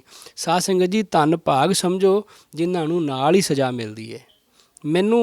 ਮੇਰੇ ਮਨ ਦੀ ਆਪਣੀ ਇਹ ਸੋਚ ਹੈ। ਉਹਦਾ ਰੀਜ਼ਨ ਸਿਰਫ ਇੰਨਾ ਹੀ ਹੈ ਕਿ ਜਿਨ੍ਹਾਂ ਦਾ ਰੈਕਡ ਚੰਗਾ ਹੁੰਦਾ ਨਾ, ਜਿਨ੍ਹਾਂ ਦਾ ਰੈਕਡ ਚੰਗਾ ਹੁੰਦਾ, ਉਹਨਾਂ ਨੂੰ ਰਾਈਟ ਵੇ ਪਤਾ ਲੱਗ ਜਾਂਦਾ ਹੈ, ਅਤੇ ਜਿਨ੍ਹਾਂ ਦਾ ਰੈਕਡ ਹੀ ਮਾੜਾ ਆ, ਉਹਨਾਂ ਨੂੰ ਤਾਂ ਫਿਰ ਬਾਅਦ 'ਚ ਪਤਾ ਲੱਗਣਾ ਕਿੰਨੇ ਗੁਣਾ, 1000 ਗੁਣਾ ਹੋ ਕੇ ਮਿਲੇਗਾ, ਫਿਰ ਉਹ ਕਿੱਥੇ ਜਾ ਕੇ ਨੁਕਸਾਨ ਪਹੁੰਚੇਗਾ। ਅਤੇ ਇਸ ਕਰਕੇ ਸ਼ੁਕਰ ਕਰੀਏ ਕਿ ਜਦੋਂ ਸਾਡੇ ਨਾਲ ਰਾਈਟ ਵੇ ਕੋਈ ਹੈਪਨ ਹੋ ਜੇ, ਗਲਤੀ ਕਰੀਏ, ਰਾਈਟ ਵੇ ਸਾਨੂੰ ਸਜ਼ਾ ਮਿਲ ਜੇ, ਅਤੇ ਅੱਗੇ ਤੋਂ ਮੁੜ ਜਾਂਦਾ ਹੈ ਬੰਦਾ। ਸਾਧ ਸੰਗਤ ਜੀ, ਸੱਚਪਾ ਕਿਰਪਾ ਰੱਖਣ, ਸਾਡੇ ਅੰਦਰ ਵੀ ਸਿੱਖੀ ਜਿਹੜੀ ਹੈ ਉਹ ਗੱਲਾਂ ਦੀ ਨਾ ਹੋਵੇ, ਉਹ ਕਰਮਾਂ ਦੀ ਹੋਵੇ, ਸੱਚ ਪਾਤਸ਼ਾਹ ਦੇ ਹੁਕਮਾਂ ਦੀ ਹੋਵੇ। 2 ਸਿੱਖ ਆਏ ਸਤਿਗੁਰੂ ਹਰੀ ਸਿੰਘ ਦੇ ਚਰਨਾਂ ਵਿੱਚ। ਉਹ ਅਰਜ਼ ਕਰਦੇ ਨੇ, ਕਿਰਪਾ ਕਰੋ ਜੀ, ਸਾਨੂੰ ਵੀ ਭਜਨ ਦੀ ਦਾਤ ਬਖਸ਼ੋ। ਇੱਕ ਸਿੱਖ ਨੂੰ ਭਜਨ ਦੇ ਦਿੱਤਾ, ਦੂਸਰੇ ਨੂੰ ਨਾ ਦਿੱਤਾ। ਦੂਜਾ ਕਹਿੰਦਾ ਜੀ ਮੈਨੂੰ ਵੀ ਭਜਨ ਦਿਓ। ਸੱਚ ਭਾਵ ਕੀਤਾ, ਤੂੰ ਕੁਕਰਮ ਕਰਦਾ ਆਪਣੀ ਭਰਜਾਈ ਨਾਲ, ਉਹ ਛੱਡ ਦੇ ਅਤੇ ਫਿਰ ਭਜਨ ਦਿਆਂਗੇ, ਕਿਉਂਕਿ ਭਰਜਾਈ ਜਿਹੜੀ ਹੈ ਉਹ ਮਾਂ ਸਮਾਨ ਹੁੰਦੀ ਹੈ। ਇਸ ਕਰਕੇ ਤੂੰ ਇਹ ਕੰਮ ਮਾੜਾ ਕਰਦਾ, ਛੱਡ ਕੇ ਆ, ਫਿਰ ਭਜਨ ਦਿਆਂਗੇ। ਸੱਚ ਪਾਤਸ਼ਾਹ ਜੀ ਸਿੱਖਾਂ ਦੇ ਕਰੈਕਟਰ ਨੂੰ ਵੀ ਠੀਕ ਕੀਤਾ। ਇਹ ਨਹੀਂ ਕਿ ਇਕੱਲਾ ਭਜਨ ਬਾਣੀ ਕਰਨਾ, ਇਕੱਲਾ ਨਹੀਂ। ਜੇ ਕੋਈ ਸਿੱਖ ਆ ਗਿਆ, ਸ਼ੁਕਰ ਕੀਤਾ ਵੀ ਸਾਡੀ ਸੰਗਤ ਦੀ ਗਿਣਤੀ ਵੱਧਦੀ ਪਈ, ਭਜਨ ਦੇ ਦਿਓ ਦਵਾ ਦਾਵੇ ਨੂੰ। ਨਹੀਂ, ਸਤਿਗੁਰੂ ਜਗਜੀਤ ਸਿੰਘ ਜੀ ਬਚਨ ਕਰਦੇ ਸੀ। ਸਤਿਗੁਰੂ ਪ੍ਰਤਾਪ ਸਿੰਘ ਦੇ ਉਪਦੇਸ਼ ਵਿੱਚ ਵੀ ਆਉਂਦਾ ਹੈ। ਕਿਸੇ ਨੇ ਅਰਜ਼ ਕੀਤੀ ਜੀ, ਆਪਾਂ ਜੇ ਮਰਜ਼ਾਦਾ ਥੋੜ੍ਹੀ ਜਿਹੀ ਐਵੇਂ ਕਰ ਲਈਏ, ਥੋੜ੍ਹੀ ਜਿਹੀ ਲੂਜ਼ ਕਰ ਲਈਏ, ਸਖਤਾਈ ਜ਼ਿਆਦੀਏ, ਇਹਨੂੰ ਸੌਫਟ ਕਰ ਲਈਏ ਥੋੜ੍ਹੀ ਜਿਹੀ। ਸੱਚ ਪਾਤਸ਼ਾਹ ਜੀ ਹੁਕਮ ਕੀਤਾ, ਸਤਿਗੁਰੂ ਪ੍ਰਤਾਪ ਸਿੰਘ ਜੀ, ਪ੍ਰਤਾਪ ਸਿੰਘ ਆਪਣਾ ਗੜਵਾ ਆਪ ਹੀ ਚੁੱਕ ਲਵੇਗਾ, ਪਰ ਇਹ ਸਤਿਗੁਰੂ ਰਾਮ ਸਿੰਘ ਦੀ ਮਰਜ਼ਾਦਾ ਜਿਹੜੀ ਹੈ ਇਹ ਐਵੇਂ ਹੀ ਰਹੇਗੀ, ਇਹਦੇ ਵਿੱਚ ਕੋਈ ਫਰਕ ਨਹੀਂ ਪਾਉਣਾ। ਸਤਿਗੁਰੂ ਜਗਜੀਤ ਸਿੰਘ ਜੀ ਬਚਨ ਕੀਤਾ, ਮੈਨੂੰ ਕੁਆਲਿਟੀ ਚਾਹੀਦੀ ਹੈ, ਕੁਆਂਟਿਟੀ ਨਹੀਂ ਚਾਹੀਦੀ। ਇਹ ਬਚਨ ਸਤਿਗੁਰੂ ਹਰੀ ਸਿੰਘ ਜੀ ਵੀ ਉਹੀ ਬਚਨ ਕੀਤਾ। ਸੱਚ ਪਾਤਸ਼ਾਹ ਜੀ ਕਿਰਪਾ ਕਰਨ, ਸਾਡੇ ਮਨ ਜਿਹੜੇ ਨੇ ਉਸ ਤਰ੍ਹਾਂ ਦੇ ਬਣਨ ਜਿਹਦੇ ਨਾਲ ਅਸੀਂ ਆਪਣੇ ਸਤਿਗੁਰ ਦੇ ਚਰਨਾਂ ਵਿੱਚ ਪ੍ਰਵਾਨ ਹੋਈਏ। ਦੇਵਾ ਸਿੰਘ ਨੇ ਅਰਜ਼ ਕੀਤੀ ਕਿ ਮੇਰੀ ਸਿੰਘਣੀ ਨੂੰ ਸ਼ੈ ਚੰਬੜਦੀ ਹੈ ਕੋਈ, ਜਿਵੇਂ ਅਸੀਂ ਵੀ ਅੱਜ ਕੱਲ੍ਹ ਕਹਿ ਦਿੰਦੇ ਹਾਂ ਜੀ ਭੂਤ ਪ੍ਰੇਤ ਆ ਜਾਂਦੇ ਨੇ। ਸਤਿਗੁਰੂ ਹਰੀ ਸਿੰਘ ਜੀ ਬਚਨ ਕੀਤਾ ਵੀ ਕੇਸਾਂ ਵਿੱਚ ਜਲ ਪਾ ਕੇ ਇਸ਼ਨਾਨ ਕਰਕੇ ਭਜਨ ਕਰੇ, ਸਭ ਠੀਕ ਹੋ ਜਾਏਗਾ। ਉਹ ਕਹਿੰਦਾ ਜੀ ਕਛਹਿਰਾ ਵੀ ਪਾਇਆ, ਕੇਸੀ ਜਲ ਨਹੀਂ ਪਾਉਂਦੀ, ਉਹ ਭਾਵ ਜੂੜਾ ਨਹੀਂ ਖੋਲ੍ਹਦੀ, ਗੁੱਤ ਨਹੀਂ ਖੋਲ੍ਹਦੀ ਆਪਣੀ, ਅਤੇ ਉਹ ਸਿਰ 'ਚ ਪਾਣੀ ਨਹੀਂ ਪਾਉਂਦੀ। ਸੱਚ ਭਾਵ ਕੀਤਾ ਵੀ ਉਹਨੂੰ ਕਹਿ ਐਵੇਂ ਕਰ ਤਾਂ ਠੀਕ ਹੋ ਜਾਏਗੀ। ਫਿਰ ਨਾਲ ਸੱਚ ਪਾਤਸ਼ਾਹ ਜੀ ਪ੍ਰਮਾਣ ਦਿੱਤਾ ਵੀ ਇੱਥੇ ਸ਼ਾਮ ਕੌਰ ਦੀ, ਇੱਕ ਸ਼ਾਮ ਕੌਰ ਬੀਬੀ ਸੀ ਭੈਣੀ ਸਾਹਿਬ ਵਿੱਚ। ਲੋਕ ਆਖਦੇ ਸਨ ਉਹਨੂੰ ਚੜੇਲ ਚੰਬੜਦੀ ਹੈ, ਭੂਤਨੀ ਚੰਬੜਦੀ ਆਣ ਕੇ। ਅਤੇ ਸੱਚ ਪਾਤਸ਼ਾਹ ਜੀ ਹੁਕਮ ਕੀਤਾ ਕਿ ਉਹ 2-3 ਦਿਨ ਉਹਨੇ ਲੰਗਰ 'ਚ ਜਾ ਕੇ ਸੇਵਾ ਕੀਤੀ ਭਾਂਡੇ ਮਾਂਜਣ ਦੀ। ਹੁਣ ਉਹ ਬਿਲਕੁਲ ਠੀਕ ਹੈ, ਉਹਨੂੰ ਕੁਝ ਨਹੀਂ ਹੋਇਆ। ਇਹ ਗੁਰੂ ਘਰ ਐਸਾ ਆ ਜਿੱਥੇ ਜਾ ਕੇ ਸੇਵਾ ਕੀਤਿਆਂ ਜਿਹੜੇ ਲੋਕੀ ਦੁੱਖ ਆਖਦੇ ਨੇ ਨਾ, ਉਹ ਸਭ ਦੂਰ ਹੋ ਜਾਂਦੇ ਨੇ। ਜੇ ਅਸੀਂ ਹੁਕਮ ਮੰਨਦੇ ਹਾਂ, ਰਹਿਤ ਵਿੱਚ ਰਹਿੰਦੇ ਹਾਂ, ਸਾਰੇ ਦੁੱਖ ਕਲੇਸ਼ ਸਾਡੇ ਜਿਹੜੇ ਖਤਮ ਹੁੰਦੇ ਨੇ। ਪਰ ਉਹਦੇ ਵਿੱਚ ਇੱਕ ਭਾਵਨਾ ਜਿਹੜੀ ਹੈ ਉਹ ਸਹੀ ਰੱਖਣੀ ਹੈ। ਸਤਿਗੁਰੂ ਜਗਜੀਤ ਸਿੰਘ ਜੀ ਨੂੰ ਕਿਸੇ ਨੇ ਅਰਜ਼ ਕੀਤੀ ਕਿ ਸੱਚ ਪਾਤਸ਼ਾਹ ਜੀ ਹੁਕਮ ਕੀਤਾ ਵੀ ਇੰਨੀਆਂ ਮਾਲਾ ਭਜਨ ਦੀਆਂ ਭਗੌਤੀਆਂ ਦੀ ਕਰੋ। ਅਤੇ ਨਾਲ ਹੀ ਸੱਚ ਪਾਤਸ਼ਾਹ ਜੀ ਉਪਦੇਸ਼ ਵਿੱਚ ਆਉਂਦਾ ਹੈ, ਬਚਨ ਕੀਤਾ ਵੀ ਮੈਂ ਮਾਲਾ ਦੱਸ ਦੇਵਾਂ। ਅਤੇ ਬਾਅਦ 'ਚੋਂ ਮੈਨੂੰ ਸੱਚਪਾਲ ਨੂੰ ਇੱਕ ਬੀਬੀ ਨੇ ਚਿੱਠੀ ਲਿਖ ਕੇ ਭੇਜੀ ਸੀ। ਸੱਚ ਪਾਤਸ਼ਾਹ ਜੀ ਉਹ ਚਿੱਠੀ ਦਾ ਜਵਾਬ ਦਿੱਤਾ ਸੀ ਉਪਦੇਸ਼ ਵਿੱਚ। ਸੱਚ ਪਾਤਸ਼ਾਹ ਜੀ ਹੁਕਮ ਕੀਤਾ, ਮੈਨੂੰ ਚਿੱਠੀ ਆਈ ਏ, ਉਹਨੇ ਆਖਿਆ ਅਸੀਂ ਨਾਮਧਾਰੀ ਹਾਂ, ਸਾਡੇ ਘਰ ਪੁੱਤਰ ਨਹੀਂ, ਅਤੇ ਲੋਕ ਸਾਨੂੰ ਆਖਦੇ ਨੇ ਤੁਸੀਂ ਕਾਹਦੇ ਨਾਮਧਾਰੀ ਹੋ, ਤੇਰੇ ਕੋਲ ਤਾਂ ਪੁੱਤਰ ਹੀ ਨਹੀਂ ਹੈਗਾ, ਕੁੜੀਆਂ ਹੀ ਕੁੜੀਆਂ ਨੇ ਤੇਰੀਆਂ। ਸੱਚ ਪਾਤਸ਼ਾਹ ਜੀ ਹੁਕਮ ਕੀਤਾ ਆਪਾਂ ਐਵੇਂ ਦੀਆਂ ਗੱਲਾਂ ਨਹੀਂ ਕਰਨੀਆਂ, ਨਾ ਸੁਣਨੀਆਂ ਨੇ। ਅਰਦਾਸ ਕਰੋ ਸੱਚਪਾ ਕਿਰਪਾ ਕਰਨ ਪੁੱਤਰ ਹੋਵੇ ਜ਼ਰੂਰ, ਪਰ ਜੇ ਉਹਦੀ ਰਜਾ ਹੈ ਨਹੀਂ ਤਾਂ ਫਿਰ ਉਹਦੇ ਪਾਣੇ ਵਿੱਚ ਰਹਿਣਾ ਹੈ। ਫਿਰ ਉਸ ਤੋਂ ਬਾਅਦ ਬਚਨ ਕੀਤਾ ਕਿ ਮੈਂ ਜਾਂ ਇੱਥੇ ਹੁਕਮ ਆ ਭਜਨ ਬਾਣੀ ਕਰੋ, ਭਗੌਤੀਆਂ ਦੀ ਮਾਲਾ ਕਰੋ, ਭਜਨ ਦੀ ਮਾਲਾ ਕਰੋ। ਅਤੇ ਮਾਲਾ ਤੇ ਕਰਕੇ ਭਗੌਤੀਆਂ ਦੀ ਅਤੇ ਮਨ 'ਚ ਇਹ ਸੋਚ ਲੈਣਾ ਯਾਰ ਜਿਹੜਾ ਫਲਾਣਾ ਪੀਰ ਹੈ ਨਾ, ਜੇ ਉਹਦੇ ਕੋਲ ਜਾਈਏ ਤਾਂ ਕੰਮ ਬਣ ਜਾਏਗਾ। ਸੱਚ ਭਾਵ ਕੀਤਾ ਜਦੋਂ ਤੁਹਾਡੀ ਭਾਵਨਾ ਬਦਲ ਗਈ ਅਤੇ ਤੁਹਾਨੂੰ 40 ਦਿਨ ਕੀ ਜਿੰਨੇ ਦਿਨ ਮਰਜ਼ੀ ਕਰ ਲਓ ਤੁਹਾਨੂੰ ਕੁਝ ਨਹੀਂ ਮਿਲਣਾ। ਅਤੇ ਫਿਰ ਕੀ ਆਖਣਾ, ਉਹ ਜੀ ਭਜਨ ਕੀਤਾ ਸੀ, ਭਗੌਤੀ ਦੀ ਵੀ ਮਾਲਾ ਕੀਤੀ ਸੀ, ਪਰ ਸਾਨੂੰ ਕੁਝ ਵੀ ਨਹੀਂ ਪ੍ਰਾਪਤ ਹੋਇਆ ਉਹਦੇ ਵਿੱਚੋਂ। ਇਹ ਸਿਰਫ ਜਦੋਂ ਅਸੀਂ ਇਹ ਕਾਰਜ ਕਰਨੇ ਨੇ, ਸੱਚਪਾ ਕਿਰਪਾ ਕਰਨ ਸਾਡੇ ਮਨ ਜਿਹੜੇ ਨੇ ਉਹ ਵੀ ਬਿਲਕੁਲ ਠੀਕ ਹੋਣ, ਮਨ ਕਰਕੇ ਅਸੀਂ ਸਮਰਪਿਤ ਹੋ ਕੇ ਕਰੀਏ, ਨਾ ਕਿ ਸਿਰਫ ਉੱਤੋਂ ਕਰੀਏ। 1896 ਵਿੱਚ ਜਿਵੇਂ ਅੱਜ ਕੱਲ੍ਹ ਬਿਮਾਰੀ ਫੈਲੀ ਹੋਈ ਹੈ ਕਰੋਨਾ ਵਾਇਰਸ ਦੀ, 1896 ਵਿੱਚ ਪਲੇਗ ਦੀ ਬਿਮਾਰੀ ਫੈਲੀ ਸੀ ਬੰਬਈ ਤੋਂ ਇੰਡੀਆ ਵਿੱਚ। ਉਹ ਬਿਮਾਰੀ ਫੈਲਦੀ ਸਾਰੇ ਦੇਸ਼ ਵਿੱਚ ਫੈਲ ਗਈ। ਉਹ ਜਾ ਕੇ 1911 ਵਿੱਚ ਖ਼ਤਮ ਹੋਈ ਸੀ। ਉਹ ਬਿਮਾਰੀ ਜਿਹੜੀ ਸੀਗੀ ਬਹੁਤ ਫੈਲੀ। ਉਸ ਫੈਲਣ ਦੇ ਵਿੱਚ ਕੀ ਹੋਇਆ ਕਿ ਜਿਹੜੇ ਡਾਕਟਰ ਸਨ, ਅੰਗਰੇਜ਼ ਡਾਕਟਰ, ਉਹ ਜਦੋਂ ਚੈੱਕ ਕਰਦੇ ਸਨ, ਔਰਤਾਂ ਨੂੰ ਵੀ ਚੈੱਕ ਕਰਦੇ ਸਨ, ਉਹਨਾਂ ਨੂੰ ਪ੍ਰੋਪਰ ਤਰੀਕੇ ਨਾਲ ਲੋਕ ਜਿਹੜੇ ਸੀ ਬਹੁਤ ਨਾਰਾਜ਼ ਹੋਏ ਉਹਨਾਂ ਦੇ ਚੈੱਕ ਕਰਨ ਦੇ ਸਟਾਈਲ ਤੋਂ ਕਿ ਸਾਡੀਆਂ ਲੜਕੀਆਂ ਜਿਹੜੀਆਂ ਨੇ, ਇਸਤਰੀਆਂ ਨੇ ਜਿਹੜੀਆਂ, ਇਹਨਾਂ ਨੇ ਬੇਪਰਦਾ ਕੀਤੀਆਂ ਨੇ ਅਤੇ ਇਹਨਾਂ ਦੀ ਇਸ ਤਰ੍ਹਾਂ ਇਹਨਾਂ ਨੂੰ ਬੇਪਰਦਾ ਕਰਕੇ ਫਿਰ ਇਹਨਾਂ ਦੀ ਚੈਕਿੰਗ ਕੀਤੀ ਜਾਂਦੀ ਹੈ। ਲੋਕ ਬਹੁਤ ਗੁੱਸੇ ਵਿੱਚ ਆਏ। ਬਿਮਾਰੀ ਵੀ ਤਗੜੀ ਸੀ, ਛੂਆਛੂਤ ਦੀ ਬਿਮਾਰੀ ਸੀ। ਪੂਨੇ ਦੇ ਵਿੱਚ 2 ਡਾਕਟਰ ਮਾਰ ਦਿੱਤੇ ਸਨ ਹਿੰਦੂਆਂ ਅਤੇ ਮੁਸਲਮਾਨਾਂ ਨੇ ਰਲ ਕੇ, ਸਿਰਫ ਇਸ ਗੱਲ ਕਰਕੇ ਵੀ ਤੁਸੀਂ ਬੇਪਰਦਾ ਕਰਕੇ ਇਸਤਰੀਆਂ ਨੂੰ ਕਿਉਂ ਚੈੱਕ ਕਰਦੇ ਹੋ। ਬੇਸਮਝ ਸਨ। ਖੈਰ ਉਹ ਬਿਮਾਰੀ ਫੈਲਦੀ ਪੰਜਾਬ ਵਿੱਚ ਵੀ ਆਈ। ਸਤਿਗੁਰੂ ਜਗਜੀਤ ਸਿੰਘ ਦੇ ਉਪਦੇਸ਼ ਵਿੱਚ ਵੀ ਆਉਂਦਾ ਵੀ ਉਹ ਜਿਹੜੇ ਸੰਤ ਰੁੜਦੂ ਸਿੰਘ ਜੀ ਸਨ, ਜਿਨ੍ਹਾਂ ਨੇ ਭਜਨ ਪੁੱਛਿਆ ਸੀ ਸੰਤ ਜਮੀਤ ਸਿੰਘ ਜੀ ਗਿੱਲਾਂ ਵਾਲਿਆਂ ਕੋਲੋਂ, ਉਹ ਭਜਨ ਬਾਣੀ ਕਰਦੇ ਐਸਾ ਮਨ ਉਹਨਾਂ ਦਾ ਨਿਰਮਲ ਹੋ ਗਿਆ ਸੀ, ਉੱਚੀ ਬਿਰਤੀ ਹੋ ਗਈ ਸੀ। ਉਹਨਾਂ ਦੇ ਕੋਲ ਇੱਕ ਬੀਬੀ ਆਉਂਦੀ ਹੈ, ਉਹ ਕਹਿੰਦੀ ਸੰਤ ਜੀ ਮੇਰਾ ਪੁੱਤਰ ਚੜ੍ਹਾਈ ਕਰ ਚੱਲਿਆ ਹੈ। ਉਹ ਕਿਉਂਕਿ ਜਿਹਨੂੰ ਬਿਮਾਰੀ ਹੁੰਦੀ ਸੀ, ਇੱਕ ਉਲਟੀ ਆਈ, 2 ਆਈਆਂ, ਉਹ ਚੜ੍ਹਾਈ ਕਰ ਜਾਂਦਾ ਸੀ। ਸੰਤ ਕਹਿੰਦੇ ਤੇਰਾ ਪੁੱਤਰ ਨਹੀਂ ਮਰਦਾ, ਮੇਰਾ ਜਵਾਈ ਕੰਗ ਪਿੰਡ ਉੱਥੋਂ ਨਾਲ ਹੀ ਸੀਗਾ। ਸੱਚ ਪਾਤਸ਼ਾਹ ਦੇ ਉਪਦੇਸ਼ ਵਿੱਚ ਆਉਂਦਾ ਹੈ ਕਿ ਮੇਰਾ ਜਵਾਈ ਉੱਥੇ ਆ, ਉਹ ਮਰ ਜਾਏਗਾ। ਉਹ ਜਵਾਈ ਚੜ੍ਹਾਈ ਕਰ ਗਿਆ, ਉਹ ਬੀਬੀ ਦਾ ਪੁੱਤਰ ਬਚ ਗਿਆ। ਇਹ ਉਹ ਸਮਾਂ ਆ ਉਸ ਬਿਮਾਰੀ ਵਾਲਾ ਜਿਹੜਾ ਇਹ ਹੁਣ ਚੱਲ ਰਿਹਾ। ਇਸ ਸਮੇਂ ਵਿੱਚ ਪੰਜਾਬ ਵਿੱਚ ਵੀ ਬਿਮਾਰੀ ਨੇ ਬਹੁਤ ਆਣ ਕੇ ਜ਼ੋਰ ਫੜਿਆ। ਬਹੁਤ ਸਿੱਖਾਂ ਨੂੰ ਬਿਮਾਰੀ ਵੀ ਹੋਈ। ਸੱਚ ਪਾਤਸ਼ਾਹ ਜੀ ਹੁਕਮ ਕੀਤਾ ਕਿ ਭਜਨ ਬਾਣੀ ਕਰੋ, ਕੋਈ ਗੱਲ ਨਹੀਂ, ਸਤਿਗੁਰ ਕਿਰਪਾ ਕਰਨਗੇ, ਤੁਸੀਂ ਸਭ ਠੀਕ ਰਹੋਗੇ।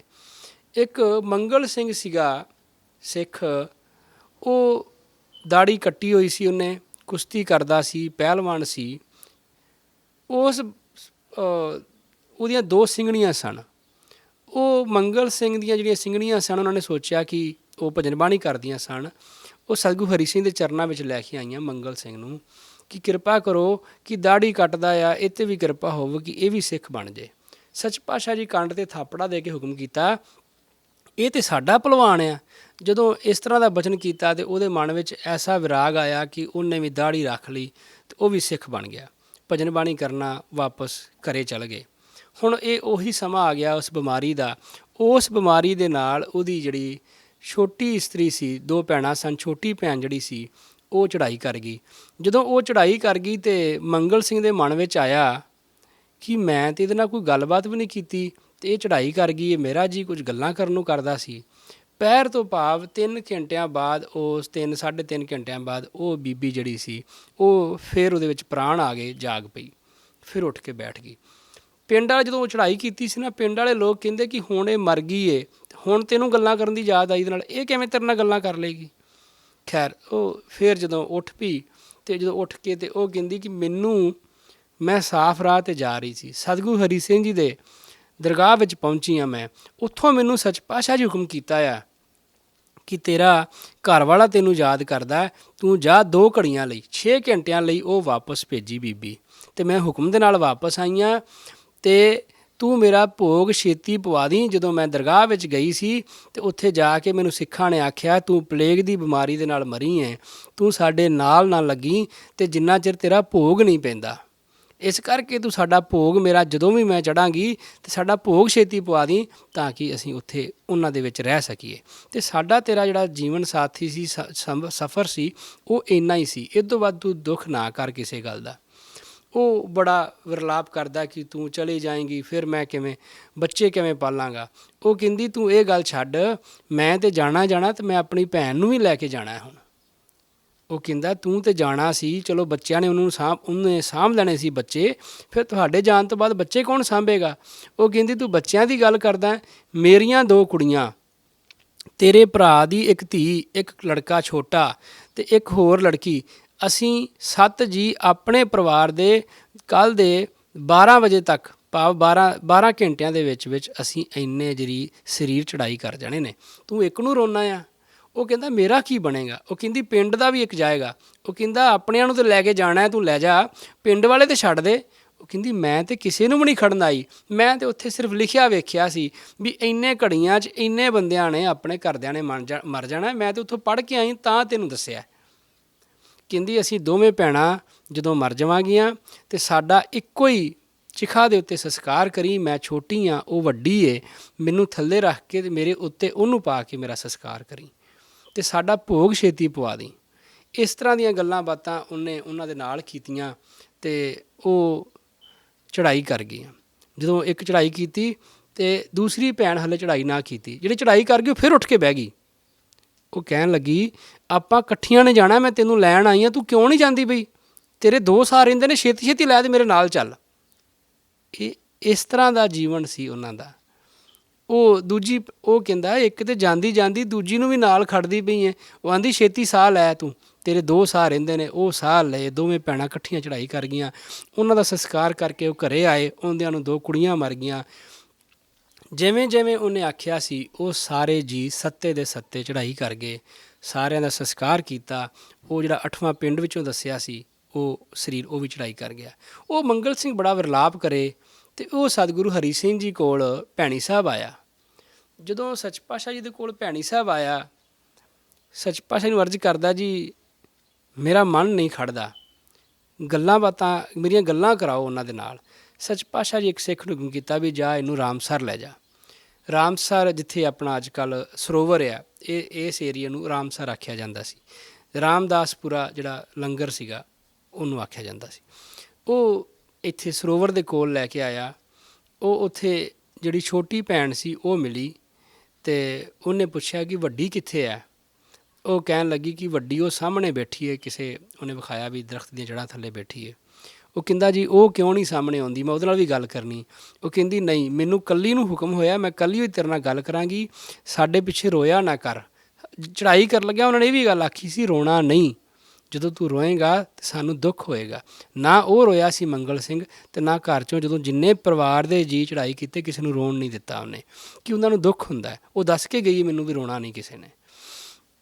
ਉਹ ਕਹਿੰਦੀ ਸਾਡਾ ਤੇਰਾ ਇੰਨਾ ਹੀ ਕਰਮ ਸੀ ਇਕੱਠਿਆਂ ਰਹਿਣ ਦਾ, ਇੱਦੋਂ ਬਾਅਦ ਖ਼ਤਮ ਹੈ, ਹੁਣ ਅੱਜ ਤੋਂ ਬਾਅਦ ਮੈਂ ਤੈਨੂੰ ਕਦੀ ਨਹੀਂ ਮਿਲਣਾ ਅਤੇ ਤੂੰ ਸਤਿਗੁਰੂ ਹਰੀ ਸਿੰਘ ਜੀ ਨੇ ਉਹਨਾਂ ਦੇ ਚਰਨਾਂ ਵਿੱਚ ਮਨ ਲਾ ਅਤੇ ਆਪਣੇ ਪਰਿਵਾਰ ਨੂੰ ਪਾਲ, ਸਾਡਾ ਤੇਰਾ ਇੰਨਾ ਹੀ ਰਿਸ਼ਤਾ ਆ, ਇੱਦੋਂ ਗਾਂ ਅਸੀਂ ਦੁਬਾਰਾ ਨਹੀਂ ਆਉਣਾ।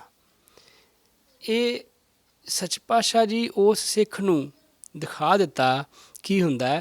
ਜਿਹੜਾ ਇਹ ਗੁਰਬਾਣੀ ਦੇ ਪਾਠ ਦਾ ਭੋਗ ਪਾਇਆ ਜਾਂਦਾ ਹੈ ਉਹ ਇਸੇ ਕਰਕੇ ਹੀ ਸੱਚ ਪਾਤਸ਼ਾਹ ਜੀ ਦੇ ਉਪਦੇਸ਼ ਵਿੱਚ ਆਉਂਦਾ ਕਿ ਉਹ ਸਿੱਖ ਚੜ੍ਹਾਈ ਕਰ ਗਿਆ, ਤਾਪ ਚੜ੍ਹਿਆ ਸੀ ਉਹਨੂੰ, ਚੜ੍ਹਾਈ ਕਰਨ ਤੋਂ ਬਾਅਦ ਵੀ ਉਹਦਾ ਤਾਪ ਨਹੀਂ ਹਟਿਆ। ਕਈ ਸਰੀਰ ਸੋਚਦੇ ਨਾ ਜੀ ਬਿਮਾਰੀ ਹੈ, ਚਲੋ ਮੈਂ ਚੜ੍ਹਾਈ ਕਰ ਜਾ, ਮੈਂ ਛੁੱਟ ਜਾ। ਇਹ ਨਹੀਂ ਕਿ ਜੇ ਤੁਸੀਂ ਇਸ ਬਿਮਾਰੀ ਤੋਂ ਚੜ੍ਹਾਈ ਕਰਨ ਦੇ ਨਾਲ ਛੁੱਟ ਜਾਓਗੇ, ਬਿਮਾਰੀ ਨਾਲ ਹੀ ਜਾਣੀ ਹੈ। ਸਤਿਗੁਰੂ ਪ੍ਰਤਾਪ ਸਿੰਘ ਦਾ ਉਹ ਬਚਨ ਆਉਂਦਾ ਹੈ। ਸੱਚ ਪਾਤਸ਼ਾਹ ਜੀ ਕਿਰਪਾ ਰੱਖਣ ਸਾਡੇ ਮਨਾਂ 'ਤੇ, ਸਾਡੇ ਮਨ ਜਿਹੜੇ ਨੇ ਉਹ ਉਹਨਾਂ ਦੇ ਹੁਕਮਾਂ 'ਤੇ ਚੱਲਦੇ ਰਹਿਣ, ਉਹ ਕਦੀ ਡੋਲਣ ਨਾ। ਜਦੋਂ ਜਿੰਨੀ ਜਿਹੜਾ ਡਰ ਹੈ ਨਾ, ਡਰ ਦੇ ਨਾਲ ਹੀ ਅਸੀਂ ਭੱਜੇ ਫਿਰਦੇ ਹਾਂ, ਸਿੱਖੀ ਦੇ ਵਿੱਚ ਚੱਲਦੇ ਫਿਰਦੇ ਹਾਂ, ਸਾਡੇ ਨਾਲ ਆਹ ਨਾ ਹੋ ਜੇ, ਐਵੇਂ ਨਾ ਹੋ ਜੇ, ਇੱਕ ਡਰ ਆ। ਇਸ ਕਰਕੇ ਸਤਿਗੁਰੂ ਰਾਮ ਸਿੰਘ ਜੀ ਨੂੰ ਕੀਤਾ ਸੀ, ਖੌਫ ਰੱਖਣਾ ਗੁਰੂ ਦਾ ਹਰਦਮ। ਜਦੋਂ ਸਾਡੇ ਅੰਦਰ ਡਰ ਹੋਏਗਾ ਅਸੀਂ ਗਲਤੀ ਨਹੀਂ ਕਰਾਂਗੇ। ਜਦੋਂ ਸਾਡੇ ਅੰਦਰੋਂ ਡਰ ਉਤਰ ਜਾਂਦਾ ਨਾ, ਉਦੋਂ ਤੇ ਸਤਿਗੁਰ ਦੇ ਕੋਲ ਬੈਠਾ ਵੀ ਸਿੱਖ ਗਲਤੀ ਕਰ ਲੈਂਦਾ, ਅਤੇ ਜੇ ਡਰ ਆ ਤਾਂ ਹਜ਼ਾਰਾਂ ਮੀਲ ਦੂਰ ਬੈਠਾ ਵੀ ਗਲਤੀ ਨਹੀਂ ਕਰਦਾ। ਸਿਰਫ ਇਹੀ ਗੱਲ ਹੈ ਕਿ ਜਿੰਨਾ ਚਿਰ ਤੁਹਾਡੇ ਮਨ 'ਚ ਖੌਫ ਆ। ਇੱਕ ਸਿੱਖ ਸੀਗਾ ਭੂਪ ਸਿੰਘ, ਉਹਦੇ ਕਿਸੇ ਨੇ ਕੱਪੜੇ ਚੋਰੀ ਕਰ ਲਏ, ਇੱਕ ਚਾਦਰ ਅਤੇ ਇੱਕ ਦਸਤਾਰ ਚੋਰੀ ਕਰ ਲਈ। ਜਦੋਂ ਉਹ ਚੋਰੀ ਕਰ ਲਏ, ਉਹਨੇ ਜਾ ਕੇ ਸਤਿਗੁਰੂ ਹਰੀ ਸਿੰਘ ਨੂੰ ਅਰਜ਼ ਕੀਤੀ ਵੀ ਮੇਰੇ ਤੇ ਬਸਤਰ ਚੋਰੀ ਕਰ ਲਏ ਨੇ ਕਿਸੇ ਨੇ, ਕਿਰਪਾ ਕਰੋ। ਸੱਚ ਪਾਤਸ਼ਾਹ ਜੀ ਹੁਕਮ ਕੀਤਾ ਕਿ ਜਿਹੜਾ ਸਿੱਖ ਬਸਤਰ ਜਿਹਨੇ ਚੋਰੀ ਕੀਤੇ ਨੇ, ਕਈ ਜਨਮ ਕੱਪੜੇ ਨਹੀਂ ਮਿਲਣੇ ਉਹਨੂੰ ਪਾਉਣ ਨੂੰ ਗਲ, ਅਤੇ ਰੋਂਦਾ ਫਿਰੇਗਾ ਉਹ, ਅਤੇ ਕੁਰਲਾਏਗਾ, ਕੱਪੜੇ ਨੂੰ ਤਰਸੇਗਾ, ਕਈ ਜਨਮ ਨਹੀਂ ਕੱਪੜਾ ਮਿਲਣਾ, ਜਿਹਨੇ ਚੋਰੀ ਕੀਤਾ ਇਹਦਾ ਵਾਪਸ ਦੇ ਦਿਓ। ਕੋਈ ਸਿੱਖ ਨਾ ਮੰਨਿਆ।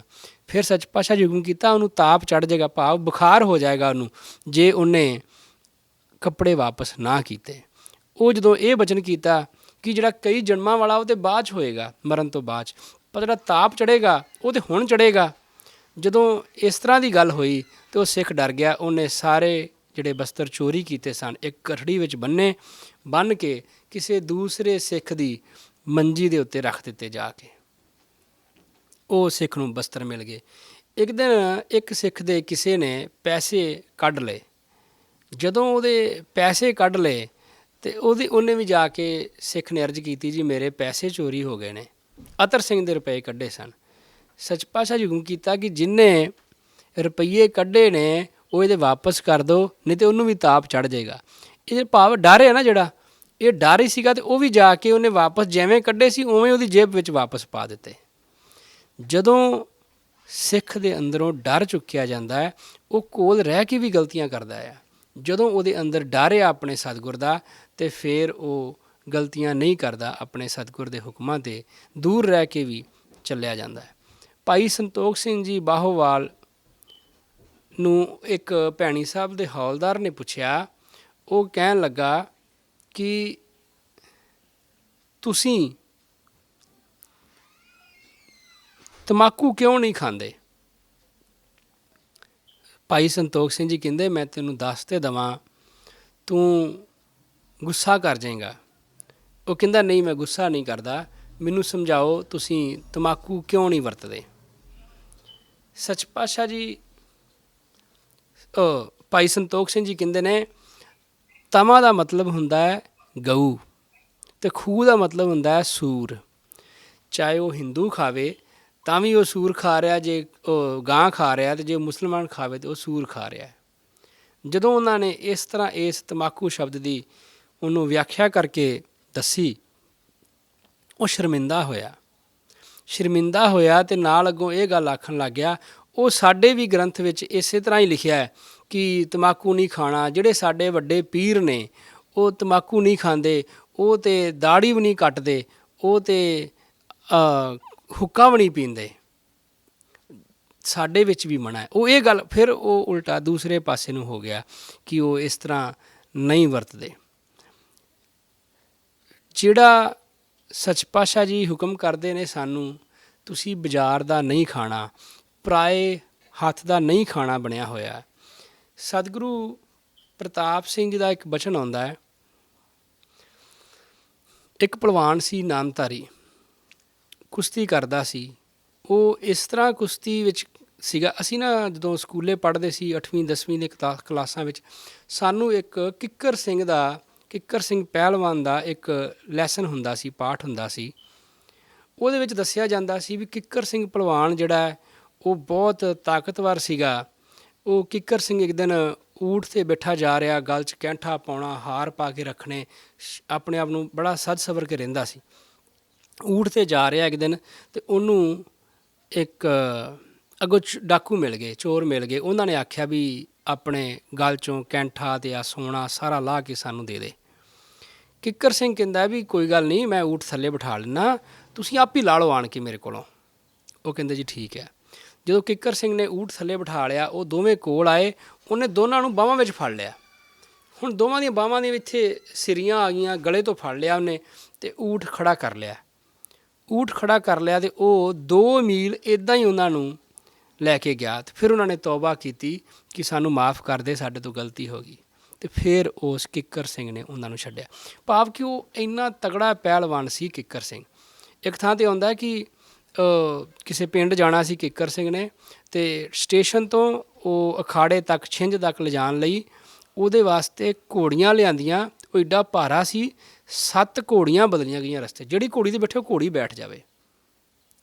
ਉਹ ਇੰਨਾ ਤਾਕਤਵਰ ਸਿੱਖ ਸੀ, ਉਹ ਕਿੱਕਰ ਸਿੰਘ ਸੀ।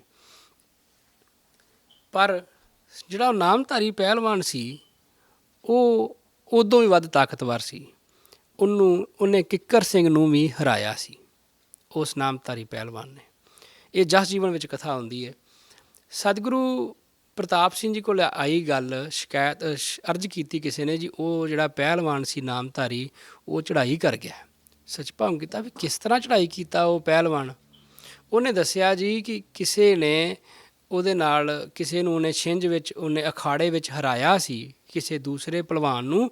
ਅਤੇ ਉਸ ਭਲਵਾਨ ਨੇ ਜਦੋਂ ਹਾਰ ਗਿਆ, ਅਤੇ ਉਹਨੇ ਆਪਣੀ ਨਮੋਸ਼ੀ ਬੜੀ ਮੰਨੀ ਕਿ ਮੇਰੀ ਬੇਇੱਜ਼ਤੀ ਬੜੀ ਹੋ ਗਈ ਹੈ। ਉਹਨੇ ਇਹਨੂੰ ਜਿੱਤਣ ਵਾਸਤੇ, ਜਿੱਤ ਤਾਂ ਸਕਦਾ ਨਹੀਂ ਸੀ ਇਹਨੂੰ, ਉਹਨੇ ਇਹਦੇ ਨਾਲ ਫਿਰ ਯਾਰੀ ਦੋਸਤੀ ਪਾ ਲਈ। ਯਾਰੀ ਦੋਸਤੀ ਪਾ ਕੇ ਉਹਨੇ ਫਿਰ ਇਹਨੂੰ ਜੀ ਖਾਣ ਨੂੰ ਕੁਝ ਦਿੱਤਾ। ਖਾਣੇ ਦੇ ਵਿੱਚ ਜ਼ਹਿਰ ਪਾ ਦਿੱਤਾ, ਜਾਂ ਕੋਈ ਚੀਜ਼ ਐਸੀ ਰਲਾ ਦਿੱਤੀ, ਅਤੇ ਉਹ ਖਾਣ ਦੇ ਨਾਲ ਉਹ ਚੜ੍ਹਾਈ ਕਰ ਗਿਆ। ਸੱਚ ਪਾਤਸ਼ਾਹ ਜੀ ਹੁਕਮ ਕੀਤਾ ਕਿ ਇੰਨਾ ਵੱਡਾ ਭਲਵਾਨ ਸੀ ਸਾਡਾ, ਜੇ ਉਹਨੇ ਜਲ ਪਾਣੀ ਦੀ ਮਰਜ਼ਾਦਾ ਰੱਖੀ ਹੁੰਦੀ, ਜਲ ਪਾਣੀ ਦੀ ਛੱਡ ਕੇ ਇੰਨੀਓ ਹੀ ਰੱਖੀ ਹੁੰਦੀ ਮਰਜ਼ਾਦਾ ਵੀ ਕਿਸੇ ਦੇ ਹੱਥ ਦਾ ਨਹੀਂ ਖਾਣਾ, ਅੱਜ ਉਹ ਮਰਦਾ ਨਾ। ਸਾਧ ਸੰਗਤ ਜੀ, ਇਸੇ ਕਰਕੇ ਇਹ ਤਾਂ ਹੈਪਨ ਹੋ ਜਾਂਦੇ ਨੇ। ਸੱਚ ਪਾਤਸ਼ਾਹ ਜੀ ਆਪਣੇ ਭੈਣੀ ਸਾਹਿਬ ਡਾਕਟਰ ਨੇ ਇੱਕ, ਮੈਨੂੰ ਉਹਨਾਂ ਦਾ ਨਾਂ ਭੁੱਲ ਗਿਆ, ਸਾਡੇ ਘਰ ਦੇ ਕੋਲ ਹੀ ਘਰ ਸੀ ਉਹਨਾਂ ਦਾ, ਖਹਿਰਾ ਕਰਕੇ ਉਹਨਾਂ ਨੂੰ ਕਿਹਾ ਜਾਂਦਾ, ਖਹਿਰਾ, ਡਾਕਟਰ ਖਹਿਰਾ ਕਹਿੰਦੇ ਇਹਨਾਂ ਨੂੰ। ਉਹ ਤੁਸੀਂ ਦੇਖਿਆ ਹੋਗਾ ਕਈ ਭੈਣੀ ਸਾਹਿਬ ਇੰਡੀਆ ਤੋਂ ਸਰੀਰ ਬੰਕੋਕ ਜਾਂਦੇ ਨੇ, ਇੱਥੋਂ ਸਮਾਨ ਬੰਕੋਕ ਲੈ ਜਾਣਾ, ਉੱਥੇ ਜਾ ਕੇ ਵੇਚਣਾ, ਉੱਥੋਂ ਫਿਰ ਇੰਡੀਆ ਲੈ ਕੇ ਆਉਣਾ, ਉਹਨਾਂ ਨੇ ਲਿਆ ਕੇ ਵੇਚਣਾ। ਇਸ ਤਰ੍ਹਾਂ ਦਾ ਉਹ ਕਾਰਜ ਕਰਦੇ ਸੀਗੇ ਡਾਕਟਰ ਖਹਿਰਾ ਜੀ ਜਿਹੜੇ ਸਨ। ਉਹਨਾਂ ਨੇ ਬੰਕੋਕ ਤੋਂ ਸਮਾਨ ਲਿਆਂਦਾ। ਜਿਹੜੇ ਇਹ ਵਪਾਰੀ ਹੁੰਦੇ ਨੇ, ਉਹ ਰੁਪਈਆ ਵੀ ਸੋਚਦੇ ਨੇ ਸਾਡਾ ਕਿੱਥੋਂ ਬਚ ਜਾਵੇ, ਉੱਥੋਂ ਬਚਾ ਲਿਆ ਜਾਵੇ। ਇਹ ਮੋਸਟਲੀ ਕਲਕੱਤੇ ਤੋਂ ਚੜ੍ਹਦੇ ਨੇ, ਕਲਕੱਤੇ ਉਤਰਦੇ ਨੇ, ਟਿਕਟ ਸਸਤੀ ਹੁੰਦੀ ਹੈ। ਜਹਾਜ਼ ਦੀ ਟਿਕਟ ਦੇ ਵਿੱਚੋਂ ਜਿਹੜਾ ਫਿਰ ਉਹ ਟ੍ਰੇਨ 'ਤੇ ਆਉਂਦੇ ਨੇ ਕਲਕੱਤੇ ਤੋਂ ਪੰਜਾਬ ਤੱਕ, ਦਿੱਲੀ ਤੱਕ, ਉਹ ਉਹਨਾਂ ਨੂੰ ਸਸਤਾ ਸਫ਼ਰ ਪੈ ਜਾਂਦਾ ਹੈ ਹੋਰ। ਅਤੇ ਉਹ ਟ੍ਰੇਨ ਦੇ ਵਿੱਚ ਬੈਠੇ ਸਨ, ਦਿੱਲੀ ਤੋਂ ਭੈਣੀ ਸਾਹਿਬ ਨੂੰ ਆਉਣਾ ਸੀ। ਆਪਣਾ ਜਿੰਨਾ ਵੀ ਸਮਾਨ ਬੰਕੋਕ ਤੋਂ ਲੈ ਕੇ ਆਏ ਸਨ, ਉਹ ਸਾਰਾ ਸਮਾਨ ਉਹਨਾਂ ਨੇ ਟ੍ਰੇਨ ਵਿੱਚ ਰੱਖਿਆ ਹੋਇਆ ਸੀ, ਆਪਣੇ ਨਾਲ ਹੀ ਰੱਖਿਆ ਹੋਇਆ ਸੀ। ਅਤੇ 4-5 ਘੰਟੇ ਦੀ ਟ੍ਰੇਨ ਦਾ ਸਫ਼ਰ ਆ, ਅਤੇ ਉੱਥੇ ਤਾਂ ਉਹਨਾਂ ਨੂੰ ਕੋਈ ਲੋੜ ਨਹੀਂ ਪੈਂਦੀ, ਜਾ ਕੇ ਹੀ ਬੰਦਾ ਬੈਠ ਜਾਂਦਾ। ਉਹ ਆਪਣੇ ਸਮਾਨ ਦੀ ਰਾਖੀ ਕਰਦੇ ਪਏ ਨੇ, ਬੈਠੇ ਨੇ। ਇੱਕ ਸਟੇਨ ਦੇ ਵਿੱਚ ਇੱਕ ਹੋਰ ਸਰੀਰ ਚੜ੍ਹਿਆ, ਬੈਠਾ, ਅਤੇ ਗੱਲਾਂ ਬਾਤਾਂ ਕਰਨ ਲੱਗ ਗਏ। ਗੱਲਾਂ ਕਰਦਿਆਂ ਤੁਸੀਂ ਕਿੱਥੇ ਚੱਲੇ ਹੋ, ਮੈਂ ਕਿੱਥੇ ਚੱਲਿਆ, ਤੁਹਾਨੂੰ ਜਿਸ ਤਰ੍ਹਾਂ ਪਤਾ ਵੀ ਉਹ ਗੱਲ ਵੱਧਦੀ ਅਤੇ ਉਹ ਆਪਸੀ ਕਾਫੀ ਉਹਨਾਂ ਦਾ ਪਿਆਰ ਹੋ ਗਿਆ। ਥੋੜ੍ਹੇ ਚਿਰ ਬਾਅਦ ਉਸ ਦੂਸਰੇ ਜਿਹੜਾ ਬੰਦਾ ਸੀਗਾ, ਉਹਨੇ ਆਖਿਆ ਖਹਿਰੇ ਨੂੰ, ਡਾਕਟਰ ਖਹਿਰੇ ਨੂੰ, ਵੀ ਤੂੰ ਐਵੇਂ ਕਰ ਕਿ ਆ ਭੁੱਖ ਲੱਗੀ ਹੈ ਮੈਨੂੰ, ਅਤੇ ਆ ਬਿਸਕੁਟ ਖਾ ਲਈਏ, ਮੇਰੇ ਘਰ ਦੇ ਬਣੇ ਹੋਏ ਨੇ। ਅਤੇ ਹਰਵੰਤ ਸਿੰਘ ਖਹਿਰਾ ਉਹਨਾਂ ਦਾ ਨਾਂ ਸੀਗਾ, ਕਿ ਇਹ ਤੂੰ ਖਾ ਲੈ। ਉਸੇ ਪਲੇਟ ਦੇ ਵਿੱਚ, ਉਸੇ ਡੱਬੇ ਦੇ ਵਿੱਚ ਉਹਨੇ ਘਰ ਦੇ ਬਣੇ ਬਿਸਕੁਟ ਰੱਖੇ ਨੇ। ਉਹਦੇ ਵਿੱਚੋਂ ਉਹ ਚੁੱਕ ਕੇ ਆਪ ਖਾ ਰਿਹਾ, ਉਹਦੇ ਵਿੱਚੋਂ ਚੁੱਕ ਕੇ ਡਾਕਟਰ ਖਹਿਰੇ, ਹਰਵੰਤ ਸਿੰਘ ਖਹਿਰਾ ਨੇ ਖਾਧੇ। ਜਦੋਂ ਖਹਿਰੇ ਡਾਕਟਰ ਨੇ ਖਾ ਵੀ ਲਏ, ਇਹ ਹੁਣ ਕਿੱਥੋਂ ਦੀ ਗੱਲ ਹੋਏਗੀ, ਅੰਬਾਲੇ ਤੋਂ ਬਾਅਦ ਜਾ ਕੇ ਖਵਾਏ ਹੋਣਗੇ ਉਹਨੇ, ਕਦੋਂ ਖਵਾਏ ਹੋਣਗੇ ਇਹ ਨਹੀਂ ਮੈਨੂੰ ਪਤਾ। ਖਾਣ ਦੇ ਨਾਲ ਕੀ ਹੋਇਆ ਕਿ ਉਸ ਬੰਦੇ ਨੂੰ ਪਤਾ ਸੀ ਵੀ ਕਿਹੜੇ ਬਿਸਕੁਟ ਜਿਹੜੇ ਨੇ ਉਹ ਸਹੀ ਨੇ, ਕਿਹੜੇ ਬਿਸਕੁਟ ਜਿਹੜੇ ਨੇ ਉਹ ਗਲਤ ਨੇ, ਕਿਹਨਾਂ ਦੇ ਵਿੱਚ ਉਹਨੇ ਦਵਾਈ ਪਾਈ ਹੋਈ ਹੈ। ਉਹ ਸਿਰਫ ਉਹੀ ਚੁੱਕ ਚੁੱਕ ਕੇ ਖਾਂਦਾ ਸੀ। ਖੈਰੇ ਨੂੰ ਤਾਂ ਇਸ ਗੱਲ ਦਾ ਪਤਾ ਨਹੀਂ ਸੀ। ਉਹਨੇ ਖਾ ਲਏ, ਜਦੋਂ ਉਹ ਖਾ ਲਏ ਤੇ ਉਹ ਬੇਹੋਸ਼ ਹੋ ਗਏ। ਤੇ ਉਹਨਾਂ ਨੂੰ ਜਾ ਕੇ ਜਾਗ ਆਈ ਅੰਮ੍ਰਿਤਸਰ ਜਦੋਂ ਟ੍ਰੇਨ ਚਲੇ ਗਈ। ਉੱਥੇ ਉੱਠ ਕੇ ਵੇਖਦੇ ਨੇ ਟ੍ਰੇਨ ਖਾਲੀ ਹੈ। ਕਿਸੇ ਨੂੰ ਪੁੱਛਿਆ ਕਿੱਥੇ ਆ, ਉਹ ਕਹਿੰਦੇ ਜੀ ਇਹ ਤਾਂ ਅੰਮ੍ਰਿਤਸਰ ਆ ਗਿਆ। ਤੇ ਅੰਮ੍ਰਿਤਸਰ ਆ ਗਿਆ, ਉਹ ਦਵਾ ਦਾ ਸਮਾਨ ਲੱਭਦੇ ਨੇ, ਨਾ ਉੱਥੇ ਸਮਾਨ, ਨਾ ਉਹ ਸਵਾਰੀ ਕਿ ਸਾਰੀ ਟ੍ਰੇਨ ਹੀ ਉੱਥੇ ਰੁਕਣੀ ਸੀ ਕਿ ਉੱਥੇ ਖਾਲੀ ਹੋ ਗਈ ਟ੍ਰੇਨ। ਸਾਧ ਸੰਗਤ ਜੀ, ਇਸ ਕਰਕੇ ਸੱਚ ਪਾਤਸ਼ਾਹ ਜੀ ਹੁਕਮ ਕਰਦੇ ਨੇ ਕਿ ਤੁਸੀਂ ਕਿਸੇ ਦੇ ਹੱਥ ਦਾ ਨਾ ਖਾਓ। ਧੋਖਾ ਹੋਣਾ ਜ਼ਿੰਦਗੀ 'ਚ ਇੱਕੋ ਵਾਰੀ ਹੋਣਾ ਹੈ, ਦੂਜੀ ਵਾਰੀ ਤੁਸੀਂ ਵੀ ਨਹੀਂ ਹੋਣ ਦੇਣਾ। ਪਰ ਜਦੋਂ ਇੱਕ ਵਾਰੀ ਹੋ ਗਿਆ, ਉਹਨੇ ਜਾਂਦਿਆਂ ਕਿੰਨਾ ਨੁਕਸਾਨ ਕਰਕੇ ਜਾਣਾ ਇਹ ਨਹੀਂ ਪਤਾ ਸਾਨੂੰ। ਸੱਚ ਪਾਤਸ਼ਾਹ ਜੀ ਕਿਰਪਾ ਕਰਨ, ਜਿਹੜੇ ਉਹਨਾਂ ਦੇ ਹੁਕਮ ਨੇ ਕਿ ਬੇਗਾਨੇ ਹੱਥ ਦਾ ਨਹੀਂ ਖਾਣਾ, ਉਹ ਇਸੇ ਕਰਕੇ ਹੁਕਮ ਨੇ ਉਹਨਾਂ ਦੇ। ਇਹਦੇ ਨਾਲ ਕਿੰਨੀ ਸਾਡੀ ਸੇਫਟੀ ਰਹਿ ਜਾਂਦੀ ਹੈ, ਸਾਨੂੰ ਪਤਾ ਹੀ ਨਹੀਂ ਲੱਗਦਾ। ਕਈ ਵਾਰ ਜੇ ਉਹ ਨਾ ਖਾਂਦਾ ਤਾਂ ਕਿੱਡਾ ਵੱਡਾ ਹਾਦਸਾ ਟਲ ਜਾਣਾ ਸੀ, ਜਿਹੜਾ ਪਤਾ ਵੀ ਨਹੀਂ ਸੀ ਲੱਗਣਾ ਉਹਨੂੰ ਕਿ ਮੇਰਾ ਕੋਈ ਹਾਦਸਾ ਵੀ ਟਲ ਗਿਆ, ਮੇਰੇ ਨਾਲ ਹੋਣਾ ਵੀ ਸੀ ਜਿਹੜਾ। ਪਰ ਜੇ ਹੋ ਗਿਆ ਫਿਰ ਪਤਾ ਲੱਗਾ ਵੀ ਜੇ ਮੈਂ ਸਤਿਗੁਰੂ ਦਾ ਹੁਕਮ ਮੰਨਿਆ ਹੁੰਦਾ, ਇੰਨੀ ਵੀ ਮਰਜ਼ਾਦਾ ਰੱਖੀ ਹੁੰਦੀ ਤੇ ਅੱਜ ਮੈਂ ਬਚ ਜਾਣਾ ਸੀ। ਸੋ ਸਾਧ ਸੰਗਤ ਜੀ, ਸਮਾਂ ਸਮਾਪਤ ਹੈ। ਸੱਚ ਪਾਤਸ਼ਾਹ ਜੀ ਕਿਰਪਾ ਕਰਨ, ਸਾਨੂੰ ਆਪਣੇ ਹੁਕਮਾਂ 'ਤੇ ਚੱਲਣ ਦਾ ਬਲ ਬਖਸ਼ਣ। ਜਿਹੜਾ ਉਹ ਹੁਕਮ ਕਰਦੇ ਨੇ, ਸਾਨੂੰ ਜ਼ਰੂਰੀ ਨਹੀਂ ਕਿ ਸਾਨੂੰ ਪਹਿਲੇ ਦਿਨ ਉਸ ਹੁਕਮ ਦੀ ਸਮਝ ਆ ਜਾਵੇ, ਸਾਨੂੰ ਅੱਜ ਹੀ ਉਹਦਾ ਪਤਾ ਲੱਗ ਜਾਵੇਗਾ। ਕਈ ਵਾਰ ਸਾਰਾ ਜੀਵਨ ਬਤੀਤ ਹੋ ਜਾਂਦਾ ਸਿਰ 'ਚ ਪਾਣੀ ਪਾਉਂਦਿਆਂ, ਅਤੇ ਸਾਨੂੰ ਕਈ ਵਾਰ ਅਸਲੀ ਅਰਥ ਹੀ ਨਹੀਂ ਸਮਝ ਆਉਂਦੇ ਕਿ ਮਰਜ਼ਾਦਾ ਦੇ ਅਸਲੀ ਅਰਥ ਕੀ ਨੇ। ਅੱਜ ਕੱਲ੍ਹ ਇੱਕ ਸਵਾਲ ਬਣ ਗਿਆ ਕਿ ਸਾਨੂੰ ਹਰੇਕ ਗੱਲ ਦਾ ਅਰਥ ਪਤਾ ਹੋਣਾ ਚਾਹੀਦਾ ਤਾਂ ਮੰਨਾਂਗੇ। ਸਾਧ ਸੰਗਤ ਜੀ, ਅਸੀਂ ਇੰਨੇ ਸਿਆਣੇ ਨਹੀਂ ਹਾਂ, ਕੋਈ ਵੀ ਪ੍ਰਚਾਰਕ ਪੰਥ ਦਾ ਇੰਨਾ ਸਿਆਣਾ ਨਹੀਂ ਕਿ ਤੁਹਾਨੂੰ ਸਤਿਗੁਰ ਦੀ ਬਣਾਈ ਹੋਈ ਮਰਜ਼ਾਦਾ ਨੂੰ ਜਸਟੀਫਾਈ ਕਰਕੇ ਸਮਝਾ ਦੇਵੇ ਕਿ ਆਹ ਮਰਜ਼ਾਦਾ 100% ਇਸ ਕਰਕੇ ਸਹੀ ਹੈ, ਇਹਦਾ ਆਹ ਬੈਨੀਫਿਟ ਆ। ਬੈਨੀਫਿਟ ਤਾਂ ਸਾਨੂੰ ਚਲਦਿਆਂ ਆਪੇ ਹੀ ਪਤਾ ਲੱਗਦੇ ਰਹਿੰਦੇ ਨੇ, ਪਰ ਜਿਹੜਾ ਅਸਲੀ ਕਾਰਨ ਹੈ ਉਹ ਸਤਿਗੁਰ ਨੂੰ ਪਤਾ ਹੈ, ਉਹ ਸਮਝਾ ਸਕਦੇ ਨੇ। ਬੱਚਾ ਸਵਾਲ ਕਰਦਾ ਪਿਤਾ ਨੂੰ ਕਿ ਮੈਨੂੰ ਪੜ੍ਹਾਈ 'ਚ ਕੀ ਫਾਇਦਾ ਹੋਏਗਾ। ਸਾਧ ਸੰਗਤ ਜੀ, ਬੱਚਾ LKG ਜਾ ਰਿਹਾ, ਫਸਟ ਕਲਾਸ ਵਿੱਚ ਜਾ ਰਿਹਾ, ਕਿੰਡਰਗਾਰਟਨ ਜਾ ਰਿਹਾ, ਤੁਸੀਂ ਉਹਨੂੰ ਸਮਝਾ ਸਕਦੇ ਹੋ ਤੂੰ ਇੰਨਾ ਪੜ੍ਹੇਗਾ, ਡਿਗਰੀ ਲਏਗਾ, ਤੈਨੂੰ ਜੌਬ ਮਿਲ ਜੇਗੀ, ਸਾਰੀ ਜ਼ਿੰਦਗੀ ਸੁੱਖ ਦੀ ਬਤੀਤ ਕਰੇਗਾ। ਉਹ ਬੱਚਾ ਸਮਝ ਹੀ ਨਹੀਂ ਸਕਦਾ ਉਸ ਲੈਵਲ ਦੀ ਗੱਲ। ਪਰ ਜਦੋਂ ਉਹ ਪੜ੍ਹਦਾ ਹੌਲੀ ਹਾਈ ਸਕੂਲ ਚਲਾ ਜਾਂਦਾ, ਫਿਰ ਜਾ ਕੇ ਉਹਨੂੰ ਥੋੜ੍ਹਾ ਮਹਿਸੂਸ ਹੋਣਾ ਸ਼ੁਰੂ ਹੁੰਦਾ ਹੈ ਵੀ ਜੇ ਮੈਂ ਇੰਨਾ ਪੜ੍ਹ ਲਵਾਂਗਾ ਮੇਰੀ ਜ਼ਿੰਦਗੀ ਇੰਨੀ ਸੌਖੀ ਹੋ ਜਾਏਗੀ। ਇਸੇ ਤਰ੍ਹਾਂ ਜਿਹੜੀ ਮਰਜ਼ਾਦਾ ਆ, ਅਸੀਂ ਸਤਿਗੁਰ ਦੇ ਉਹ ਛੋਟੇ ਨਿਆਣੇ ਆ, ਸਾਨੂੰ ਨਹੀਂ ਸਮਝ ਕਿ ਇਹਦਾ ਅਸਲੀ ਫਾਇਦਾ ਕੀ ਹੈ। ਸੱਚਪਾ ਕਿਰਪਾ ਰੱਖਣ, ਆਪਣੀ ਮਰਜ਼ਾਦਾ 'ਤੇ ਚੱਲਣ ਦਾ ਬਲ ਬਖਸ਼ਣ। ਬਿਨਾਂ ਕਿੰਤੂ ਪਰੰਤੂ ਕੀਤਿਆਂ ਅਸੀਂ ਉਹਨਾਂ ਦੀ ਮਰਜ਼ਾਦਾ ਵਿੱਚ ਚੱਲ ਸਕੀਏ, ਉਹਨਾਂ ਦੇ ਹੁਕਮਾਂ ਨੂੰ ਮੰਨ ਸਕੀਏ। ਮੈਂ ਇੰਨਾ ਕੁਝ ਹੀ ਕਹਿੰਦਾ ਹੋਇਆ ਸਾਰੀ ਸਾਧ ਸੰਗਤ ਤੋਂ ਖਿਮਾ ਦਾ ਜਾਚਕ ਹਾਂ।